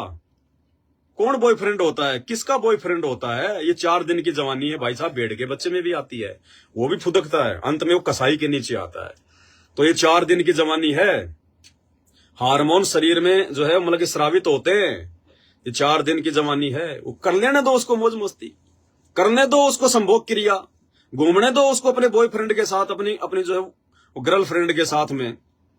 यहां कोई जब एक बात बताओ, जब तुम अपने माँ बाप के नहीं हो रहे, जो तुम्हारे को सही रास्ता दिखा रहे हैं, तुम्हारे को सच्चा रास्ता दिखा रहे हैं, जो बेटा बेटी अपने माँ बाप के नहीं हो सके, उस बेटा बेटी का वो बॉयफ्रेंड कहां से हो जाएगा, वो गर्लफ्रेंड उसकी कहां से हो जाएगी? हमें गुरुजी सत्संग में एक किस्सा सुनाते हैं कि ऐसे ही कोई निकम्मा बेटा था और उसकी माँ बेचारी विधवा हो गई थी। बड़ी मुश्किल से पाल पोस के अपने बच्चे को उसने बड़ा किया। बड़ा होके वो लड़का कुसंगति में पड़ गया, एक जो मतलब वेश्या के चक्कर में पड़ गया। और वेश्या ने उसे कहा कि मुझे तेरी माँ का जो है दिल निकाल के लेके आ। पहले आता था, ये गाने वगैरह भी आते थे, किस्से भी आते थे पहले, लेकिन परमात्मा ने बताया कि भले ही ये कहानियां हैं लेकिन इनको हकीकत समझना चाहिए। उस वेश्या ने कहा कि मुझे अपनी माँ का दिल लाके दे, तब मैं तेरे से प्यार करूं, तब मैं तेरे से शादी करूं। वो निकम्मा लेके चक्कू निकल पड़ा, अपनी माँ को मार दिया। माँ का जो दिल है, जो कलेजा है, वो लेके चल पड़ा। रास्ते में दारू पी रखी थी, नशे में था, रास्ते में ठोकर लग गई, वो कलेजा हाथ से छूट के नीचे गिर गया। तो गुरुदेव ने बताया कि वो कलेजे से भी आवाज निकली कि बेटा तुझे चोट तो नहीं लगी, बेटा तुझे चोट तो नहीं लगी। यानी माँ बाप की ममता न्यारी होती है। वो लेके कलेजा उस वेश्या के पास गया, तो वेश्या ने भी उसको धमका दिया, उसको थप्पड़ मारे। बोला निकल जा नालायक यहां से, कमीने। बोला क्यों, जो तूने कहा मैंने वही तो किया। बोले अरे गधे इंसान, जो अपने माँ बाप का नहीं हो सका। अरे तू मुझे क्या जानता, तू मुझे क्या पहचानता? 4 दिन पहले तेरा मेरा संपर्क हुआ है। जिस माँ ने तेरे को सूखे में सुलाया, खुद जो मतलब जो है वो गीले में सोई, जिसने 9 महीने अपने पेट में रखा, अपने पेट को चीर के तेरे को बाहर निकाला, मजदूरी करके लोगों का झाड़ू पोछा करके जिस माँ ने तेरे को पढ़ाया लिखाया, इस लायक बनाया, अरे गधे इंसान, तू उस माँ का नहीं हो पाया, तू मुझ वेश्या का क्या होगा? तू मेरा कैसे हो सकता है? मुझे भी ऐसे धोखा देगा? तो ना घर का ना घाट का, धोबी का जो है कुत्ता बन के फिर वो रहा। तो इसी प्रकार ये बेटा बेटी जो आज हमारी बात नहीं मान रहे ना, इनको ज्यादा इनको वैल्यू मत दो, ज्यादा इनको महत्व दे दो। आप इनके तरफ से ज्यादा टेंशन मत लो। नहीं, हमें तो टेंशन फ्री रहना है। चिंता तो हरि नाम की और न चिंता दास, जो कोई चिंता नाम बिना सोए काल की फांस। व्यर्थ में लड़ाई झगड़ा नहीं करना, घर में बकवाद करने के लिए कोई जगह नहीं है। बाहर जाके जो मर्जी बकवाद करो, वो कर्म तो खुद ने भोगने पड़ेंगे। ये 4 दिन की जवानी है, ये सब में आती है। कोई सदुपयोग कर देता है, कोई दुरुपयोग कर देता है, और उसको पता चल जाएगा। वो उसका बॉयफ्रेंड, उसकी वो गर्लफ्रेंड, साल 2 साल बाद में चूस चास के सब कुछ करके उसका खात्मा। और जब गुब्बारे की हवा निकल जाएगी ना, तब पता चल जाएगा उनको कि हाँ मुझे क्या करना है, मुझे क्या नहीं करना। उस समय तक वो ठोकर लगे बिना आप चाहे कितना समझा दो उनका, वो आपको उल्टी शिक्षा देंगे, आपकी शिक्षा उनके ऊपर कोई असर नहीं करेगी। तो भाई और बहनों, इसी प्रकार हमने टेंशन नहीं लेनी है, इन बेटा बेटी के चक्कर में नहीं रहना। जो भगवान ने जिम्मेदारी दी है उसको निभाएंगे, उससे ज्यादा कुछ नहीं करेंगे, उससे ज्यादा बेटा बेटी के अंदर नहीं घुसना है। आए मेरा लल्ला, आए मेरा पप्पू, आए मेरी चिंकी, आए मेरी फलानी, अरे मेरा बच्चा, अरे मेरे बच्चे। ये छोटे छोटे बच्चे जो होते हैं ना, 2-2, 4-4, 5-5 साल के, माता पिता ने ज्यादा उनको सिर पे भी नहीं चढ़ाना है भक्ति मार्ग में आने के बाद में। हाँ, अरे मेरा राजा, अरे मेरे राजा, अरे मेरी रानी। राजा रानी है कि वो दुश्मन है, वो तो बाद में पता चलेगा जब उनके संस्कार मजबूत होंगे। वो काल के राजा रानी है, परमात्मा के राजा रानी है। तो बच्चों से केवल उतना ही लगाव रखो, उतना ही सब कुछ करो जितना आवश्यक है, इससे ज्यादा नहीं। सर पे चढ़ाने की आवश्यकता नहीं है। अरे जब हमने सर पे अपने भगवान को बैठा लिया तो सर पे फिर बेटा बेटी को नहीं बैठा सकते, सर पे किसी और को नहीं बैठा सकते। जिस हृदय में हमने अपने गुरुदेव भगवान को बैठा लिया कि गुरु भक्ता मम आत्म सोही और वाक्य हृदय रहूं समोई, जिस हृदय में हमने अपने गुरुदेव भगवान को बैठा लिया उस हृदय में बेटा बेटी के लिए जगह नहीं है। जिस घर में हमने अपने गुरुदेव भगवान को बैठा लिया है उस घर में उन बकवाद करने वाले बेटा बेटाओं के लिए कोई जगह नहीं है। ध्यान रखना इन बातों का भाई और बहनों, तभी हम इस काल को जीत पाएंगे। परमात्मा के ज्ञान से, उनके आशीर्वाद से। ये बेटा बेटी के चक्कर में पड़ के तो गधे कुत्ते बन के यहीं पे सड़ते रहेंगे, धर्मदास की तरह सड़ ही रहा है वो।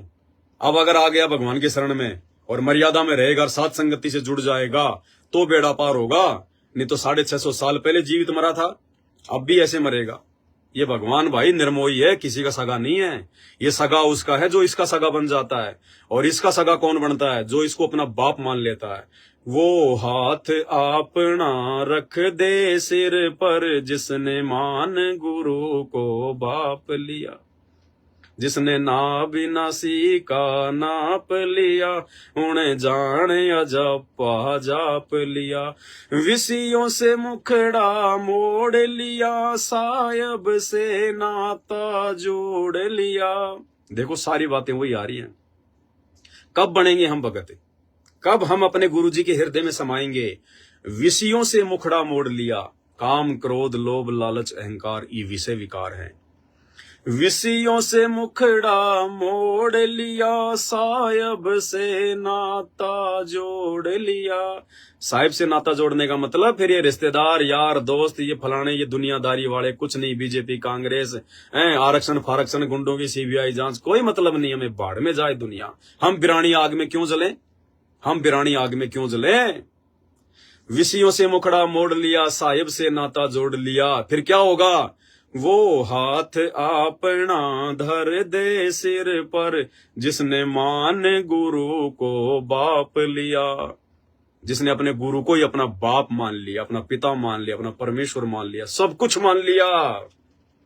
और गुरु को बाप मानने के बाद में फिर गुरु की बात माननी पड़ती है, गुरु के वचन पे चलना पड़ता है। फिर गुरु जी के बेटा बेटी भाई बंधु रिश्तेदार हमारे लिए 2 कोड़ी के जीव है, कोई खेत की मूड़ी नहीं है।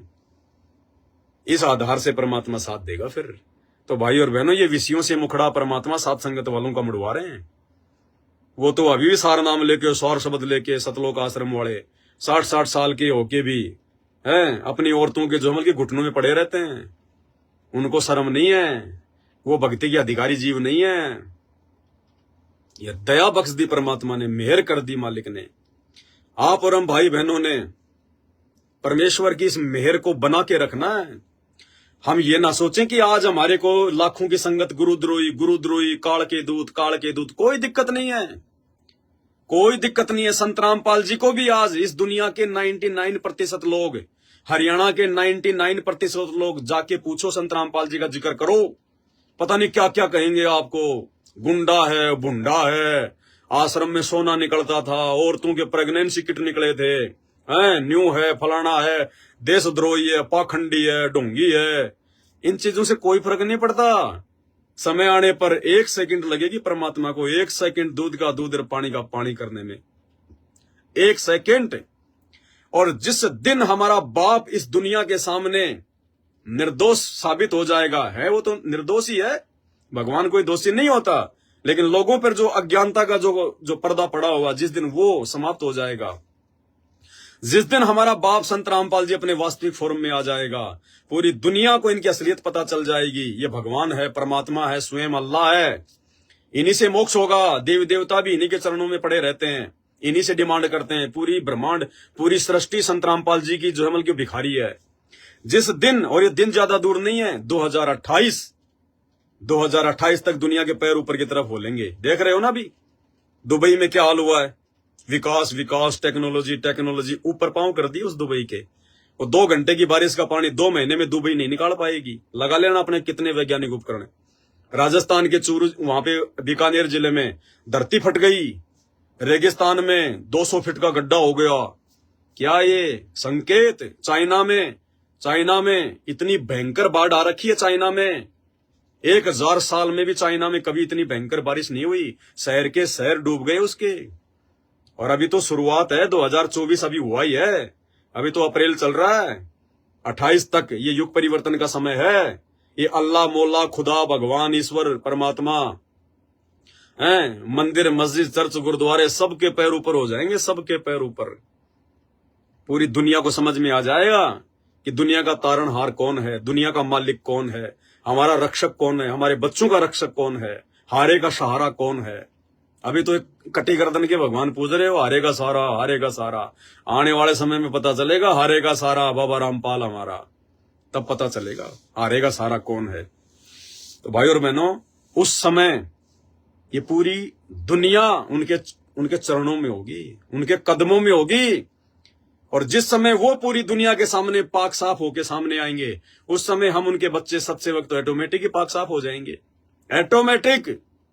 एक तीर से परमात्मा अनेकों शिकार करता है। परमात्मा अपने आप को भगवान भी जनवा देगा, दुनिया को उसकी औकात भी याद दिला देगा। और आने वाले समय में पूरी दुनिया को अपने चरणों में भी ले लेगा। अपने मार्ग से, अपने पंथ से परमात्मा एक गंदगी भी छांट देगा। अपने भक्तों की भी जेल में बैठ के परमात्मा छटनी कर लेगा। सारे काम थारी महिमा अपरम पारी, जय बोलो बंदी छोड़ की। तो भाई और बहनों, हमने टेंशन नहीं लेनी है कि गुरु जी का परिवार हमारे से राग द्वेष करके, हम जो उनके धार्मिक धंधे में रुकावट बने हुए हैं ना, उनके हर पाखंड के ऊपर वीडियो बनाते हैं, संगत को समझाते हैं। लोगों ने वहां जाना छोड़ दिया, दान धर्म का पैसा देना छोड़ दिया। जिन जिन को बात समझ में आ गई उनको, सबको नहीं, उनको पता है। इसलिए तो पवन दास के पीछे लग रहे हैं हर प्रकार से हाथ धो के। अरे लगे रहो, तुम्हारे हाथ धोने से क्या होगा, तुम चाहे मुंह धो के लग जाओ। अरे पवन दास के सिर पर अगर उसके बाप का हाथ है, संत रामपाल जी का हाथ है, तो पवन दास का काल भी बाल बाका नहीं कर सकता। तुम्हारे काल के दूतों की तो औकात क्या है। अरे 8-10 साल में तुम बाल नहीं उखाड़ पाए इस पवन दास का, अब क्या उखाड़ लोगे। अब तो भगवान ने रक्षा कवच पहना रखा है। जब तक उसकी मर्यादा में है, उसकी आन कान में है, बाल बाका नहीं कर सकता कोई। बाल बाका तुम लोगों को चैलेंज देकर, 1 साल पहले तुम लोगों को चैलेंज देकर इसार में साथ संगति करके आए थे, और जाते लाइव आ गए कि भाई आ गए। तुम लोगों ने पूरा पुलिस प्रशासन बुला लिया, 200 गुंडे बुला लिए, हर चौराहे पे दे दे के लट खड़े कर दिए कि पवन दास बच के नहीं जाना चाहिए। अरे पवन दास तो छोड़ो, 200 आदमी पहुंचे थे सुबह सुबह, फिर तो तुमने एंट्री बंद करवा दी, वरना हजारों आते। पवन दास तो छोड़ो, 200 भक्तों में से तुम किसी का बाल बाका नहीं कर पाए, एक का भी। यह है समर्थ की शक्ति। ऐसे परमात्मा अपने बच्चों के साथ में रहता है। मुकदमा तुमने करके देख लिया, मुझ पवन दास को जेल तुमने करवा के देख ली। जमानत के टाइम पे 5-5 वकील तुम लोगों ने जो है मिलके खड़े कर दिए, टॉप मोस्ट की जमानत नहीं होनी चाहिए। परमात्मा ने जमानत भी करवाई, बंदी छोड़ है। और जेल से आने के बाद में फिर परमात्मा ने सात संगतियां जोर शोर से चलाई। भाई जिसको भगवान खड़ा करता है ना, उसको भगवान ही बैठा सकता है, दूसरा किसी की औकात नहीं है। बाकी तो अपने जो है की कर्म फोड़ सकते हैं, इससे ज्यादा कुछ नहीं है। तो भाई और बहनों, दास बैठा तो था कुछ शंकाओं के समाधान के लिए, कि कुछ 10-15 शंकाएं थी भगत भाई बहनों की। लेकिन देखो वही बात है, दास की कोई औकात नहीं है, दास की अपनी मर्जी नहीं चलती है। मैं क्या सोच के बैठूंगा, मैं क्या बोलूंगा, ये मेरी नहीं चलती है। जब भगवान की सेवा में बैठते हैं तो फिर भगवान की चलती है। अगर हम भगवान के अनुसार चल रहे हैं तो, अगर भगवान को भगवान मानते हैं तो फिर भगवान की ही चलेगी, फिर हमारी नहीं चलेगी। तो परमेश्वर ने टॉपिक ही चेंज कर दिया, जबकि हमको सोच के थोड़ी बैठे थे कि हम इस विषय पे बात करेंगे, नहीं। और देखो कैसे 2 घंटे निकल गए। कैसे 2 घंटे निकल गए भाई और बहनों, पता नहीं चलता इस मालिक की चर्चा में, इसकी महिमा में। तो ये मालिक की दया है, परमात्मा की प्रार्थना जो है ये दया है। शंका समाधान फिर कर लेंगे, कल कर लेंगे मालिक की दया से। और बहुत बड़ी मेहर है परमात्मा की, बहुत बड़ी मेहर। इस मेहर को यदि कोई नालायक अपनी कमजोरी के चलते अगर सात संगति से हटकर अगर दूर कर लिया तो भाई वो तो निर्भाग्य आदमी है। उससे बड़ा तो निर्भाग्य आदमी धरती पे कोई नहीं, सृष्टि में कोई नहीं, जो सात संगति से जुड़कर इतना ज्ञान लेकर भी अगर अपनी मनमुखी अगर किसी भी कारण से अगर सात संगति से दूर हो जाता है, उससे बड़ा तो धरती पर कोई निर्भाग्य आदमी नहीं है। और उससे बड़ा कोई सौभाग्यशाली भी आत्मा नहीं है कोई धरती पर जो सात संगति से जुड़ा हुआ है। हम एक ही गुरु के चेले हैं, उन्होंने एक समान ज्ञान दिया है। उनकी बुद्धि सतलोक आश्रम मैनेजमेंट वालों की, गुरु जी के परिवार वालों की रसातल में है, पाताल में। आप और हमारी बुद्धि परमात्मा ने सतलोक में पहुंचा दी। इतना अंतर है बिल्कुल दिन रात का। सात संगत से जुड़े हुए भाई बहन और सतलोक आश्रमों से जुड़े हुए भाई बहन, भले वो कितनी अच्छी आत्मा है बेचारी, लेकिन उनके संस्कार कमजोर हैं। उनके आचार विचार व्यवहार बोल चाल रहन सहन भक्ति भाव मर्यादा रात दिन का अंतर है, रात दिन का अंतर। और हमें इस बात का दुख है, यदि गुरुदेव के हिसार जेल से बाहर आने से पहले पहले यदि कोई आत्मा सात संगति से नहीं जुड़ी, अपनी मर्यादाओं को ठीक नहीं किया, कुकर्म और पाखंडों में मैनेजमेंट का साथ देना नहीं छोड़ा, वो आत्मा मनुष्य जन्म प्राप्त करके भी यहीं रह जाएगी। और फिर लंबा चक्कर, ना जाने वर्तमान की भक्ति को काल पता नहीं कहां कहां बर्बाद करवाएगा, ब्रह्मा विष्णु महेश बनाएगा, असंख्य युग बीत जाएंगे। अरे यहां तो ये छोटा सा मनुष्य जीवन काटना भी मुश्किल हो गया। रियलिटी है भाई और बहनों, सात संगत से जुड़े हुए भाई बहन है जिनको ज्ञान समझ में आ गया। मान लीजिए मुझ दास को 30 साल की उम्र में मुझे भगवान मिला, अभी मेरी 40 साल की उम्र है। 10 साल पहले मुझे परमात्मा मिले 2013 में। अब मेरी 40 साल की उम्र हो गई, अब ज्ञान समझ में आ गया। भाई और बहनों, मेरे लिए एक दिन काटना मुश्किल हो रहा है, एक एक दिन काटना मुश्किल हो रहा है। अरदास करता हूं कि परमात्मा अगर योग्य समझो तो भले इसी समय अपना विमान लेके आ जाओ परमात्मा, ये दास पीछे मुड़कर भी नहीं देखेगा। कौन बेटा बेटी, कौन रिश्तेदार, कौन गांव, कौन कोठी, कौन काम धंधा, कुछ नहीं। परमात्मा पीछे मुड़ के भी नहीं देखूंगा मालिक, तुरंत जाके सीट पे बैठ जाऊंगा। मतलब अगर कोई ये कहे ना कि पवनदास तू जो मिल के 10 साल और जिएगा, तो मेरे लिए पहाड़ हो रहे हैं, पहाड़, वो 10 साल काटना पहाड़ हो रहे हैं। ये हाल है वर्तमान में, मालिक की दया से, गुरुदेव के आशीर्वाद से होता है ये, वैसे नहीं। और इतनी दृढ़ता हम सब भाई बहनों के अंदर आ जानी चाहिए। आप ये ना देखो कि भाई हम तो मतलब बुढ़ापे में सतलोक जाएंगे या परमात्मा कोई मतलब जो मतलब बुढ़ापे में लेके जाएगा, नहीं। हमें टेंशन नहीं होनी चाहिए फिर इस बात की। अगर हमें इस बात की टेंशन है कि मैं अगर मर गया जवानी में, मेरे बच्चे तो 10-10 साल के हैं, मैं तो किराए के मकान में रहता हूं, अभी तक तो मकान भी नहीं बना पाया, मैं आज ही सतलोक चला गया तो पीछे से मेरे बच्चों का क्या होगा, मकान बना पाएंगे नहीं बना पाएंगे, बच्चे ढंग से कोई काम कर पाएंगे या नहीं कर पाएंगे, तो फिर काहे का भगत, काहे की भक्ति कर रहे हैं फिर अपन। तू ठेकेदार है क्या बच्चों का? तू तेरे बच्चों को कराएगा क्या? अगर तेरे बच्चे के पैदा होते अगर तुम मर जाता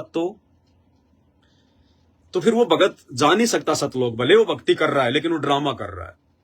अरे भगवान तो कहते हैं जीवन तो थोड़ा ही भला जय सत्य सुमरण होए, और ये लाख बरस का जीवना लेखत रहे ना कोई। हमने तो इंतजार करना चाहिए भगवान। अरे काहे की जवानी और काहे का बुढ़ापा? बुढ़ापे में तो नरक हो जाएगा ये जीवन, नरक। ना भक्ति कर पाओगे ना मंत्र कर पाओगे। बुढ़ापे में तो ठग लेगा ये मन। कभी पोते होंगे, कभी उन पोतों के पोते होंगे, कभी बेटी का पोता आएगा, उसका दोहता आएगा, ले लो दादाजी, अरे ले ले तेरा नाना जी, तेरा नाना जी, पुछ पुछ करते रहना फिर उनके। वो मोह ममता फिर काल, फिर वो सोबरी ऋषि की तरह वो मगरमच्छ के बच्चों को देखकर उनको लोट पलेटा मारता हुआ देखकर वो भ्रमित हो गया।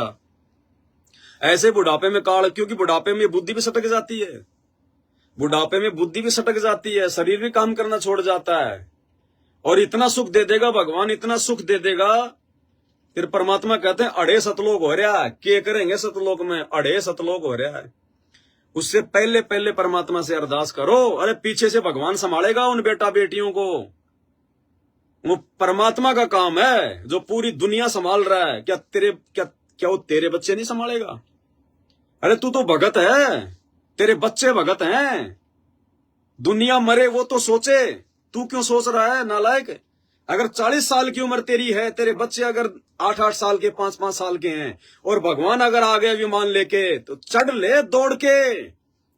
बेटा बेटी को लेके मत सोचना कि आजा बेटा, आजा आजा आजा भगतमती, आजा आजा। भाड़ में जाए भगतमती, भाड़ में जाए बेटा बेटी। पैरों में चप्पल नहीं है तो चप्पल भी पहनने की मत सोचना कि मैं चप्पल पहन लूं, इतने में तो निकल जाएगा विमान। दौड़ लो खींच के। पीछे से परमात्मा का काम है। बेटा कब आएगा, बेटी कब आएगी, उनके संस्कार, उनकी भक्ति। मैं सतलोक से आया तब कोई बेटा बेटी साथ में लेके आया था क्या, जो साथ में लेके जाऊंगा? अरे भगवान का काम है। अरे जो भगवान इन जगत वालों को संभाल रहा है, जगत में जो भगत नहीं है और जिनके बेटा बेटी मतलब पैदा होते, जिनकी मौत हो जाती है, आज उनके बच्चे भी IAS अधिकारी बने हुए हैं, बड़े बड़े सरकारी पदों पे हैं। आज उन्होंने जो अमल की कोठियां बना रखी हैं, उनके तो माता पिता होते मर गए थे। उनको किसने दिया? भगवान ने, संत रामपाल जी ने, इसी कबीर भगवान ने। लेकिन कैसे दिया? उनके संस्कार से। और तुम्हें भगवान ने शरण में ले लिया। तेरे बच्चे भगवान की जो है अमल की भक्ति कर रहे, तो तेरे तो बच्चों के संस्कार भी अच्छे, और संस्कार अगर अच्छे ना भी हो तो तेरे मरने के बाद तो वो भगवान के भगत हो गए। वो तो भगवान तो संस्कार से भी ज्यादा दे सकता है। अरे जब भगवान सरगुण रूप में, संत रूप में धरती पे आके प्रकट होता, अपना नाम देता है, तो परमात्मा भाग्य से ज्यादा दे सकता है। तो तेरे को तो किसी भी हाल में टेंशन ही नहीं होनी चाहिए। पहली बात तो तेरे बच्चों ने नाम ले लिया, तेरे बच्चे के संस्कार बन गए। दूसरी बात, भगवान का भगत हो गया, वो परमात्मा का बच्चा हो गया। परमात्मा की टेंशन, वो तेरा परिवार नहीं, वो परमात्मा का परिवार हो गया। तुझे तो टेंशन ही नहीं लेनी है, चाहे दूध पीता बच्चा क्यों ना हो, दूध पीता हुआ बच्चा क्यों ना हो। अगर उस समय भगवान अगर कह दे कि बेटी आजा, विमान तैयार है, सतलोक चलेगी, छुटा के दूध पटक के साइड में, ये भी ना देखना कि माताजी संभालना, सासू माँ बच्चे को संभालना, मैं सतलोक जा रही हूं, तो भी मामला बिगड़ जाएगा। ये भी नहीं कहना कि सासू माँ बच्चे को संभालना, बच्चे को हटा के कि परमात्मा दया कर दी मेरे मालिक, हे बंदी छोड़, परमात्मा इसी दिन का तो मैं इंतजार कर रही थी, परमात्मा मेहर बंदी छोड़, बैठ जाओ विमान में, गेट बंद कर लो, वो परमात्मा संभालेगा पीछे से, किसने दूध पिलाना है, किसने भोजन देना है। पो पाटी पगड़ा भया, जागी जी आजून, सब काहों को देते वो चौंस समाना चून। हमारे को टेंशन है क्या? अरे हमारे मरने के बाद में हमारे को लकड़ी पानी और आग कौन देता है? हम तो मर गए, और मरने के बाद भी भगवान क्या कह रहा है? परमात्मा की वाणी है कि मुर्दे को भी देत है लकड़ी पानी आग, और जीवित नर चिंता करे तेरा बड़ा अभाग। ये नालायक, वो भगवान इतना दयालु, वो तो मरने के बाद भी उसको जोमल की कफन देता है, उसको जोमल की आग देता है, उसको लकड़ियां देता है। और तू जितने जी टेंशन कर रहा है, जितने जी तू चिंता कर रहा है, तो तेरे से बड़ा निर्भाग्य प्राणी और कौन होगा? भाई और बहनों, अब गलतियां नहीं करनी जो गलतियां आज से पहले हम करते हुए आए। अब तो भगवान आ जाए और आप इस प्रकार से, आप और हम भगत भाई बहन इस प्रकार से ज्ञान आधार से बिल्कुल सतलोक के लिए तैयार हो जाएं कि परमात्मा चाहे अभी आ जाओ मेरे मालिक, और परमात्मा थोड़ा बहुत दुख, थोड़ी बहुत समस्या, परमात्मा इस आंडी मन को दिए रखना।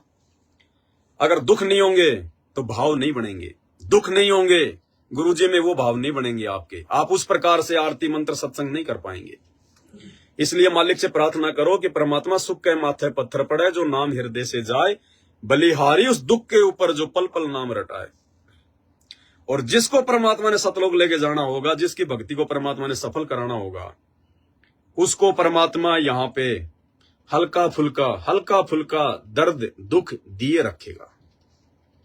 और अगर आप भक्ति कर रहे हैं और छोटी मोटी कोई परेशानी आपके जीवन में है, शुक्र मनाओ संत रामपाल जी भगवान का, शुक्र मनाओ कि वो परेशानी बार बार आपको गुरुजी याद दिला रही है, बार बार वो परेशानी आपको परमात्मा याद दिला रही है, बार बार उस परेशानी में आप हमेशा आप अपने गुरुजी से अरदास कर रहे हो, माफी मांग रहे हो, ये परमात्मा दया करना, हे मालिक आप ही हो, और कौन है परमात्मा, हे परमेश्वर, हे बंदी छोड़।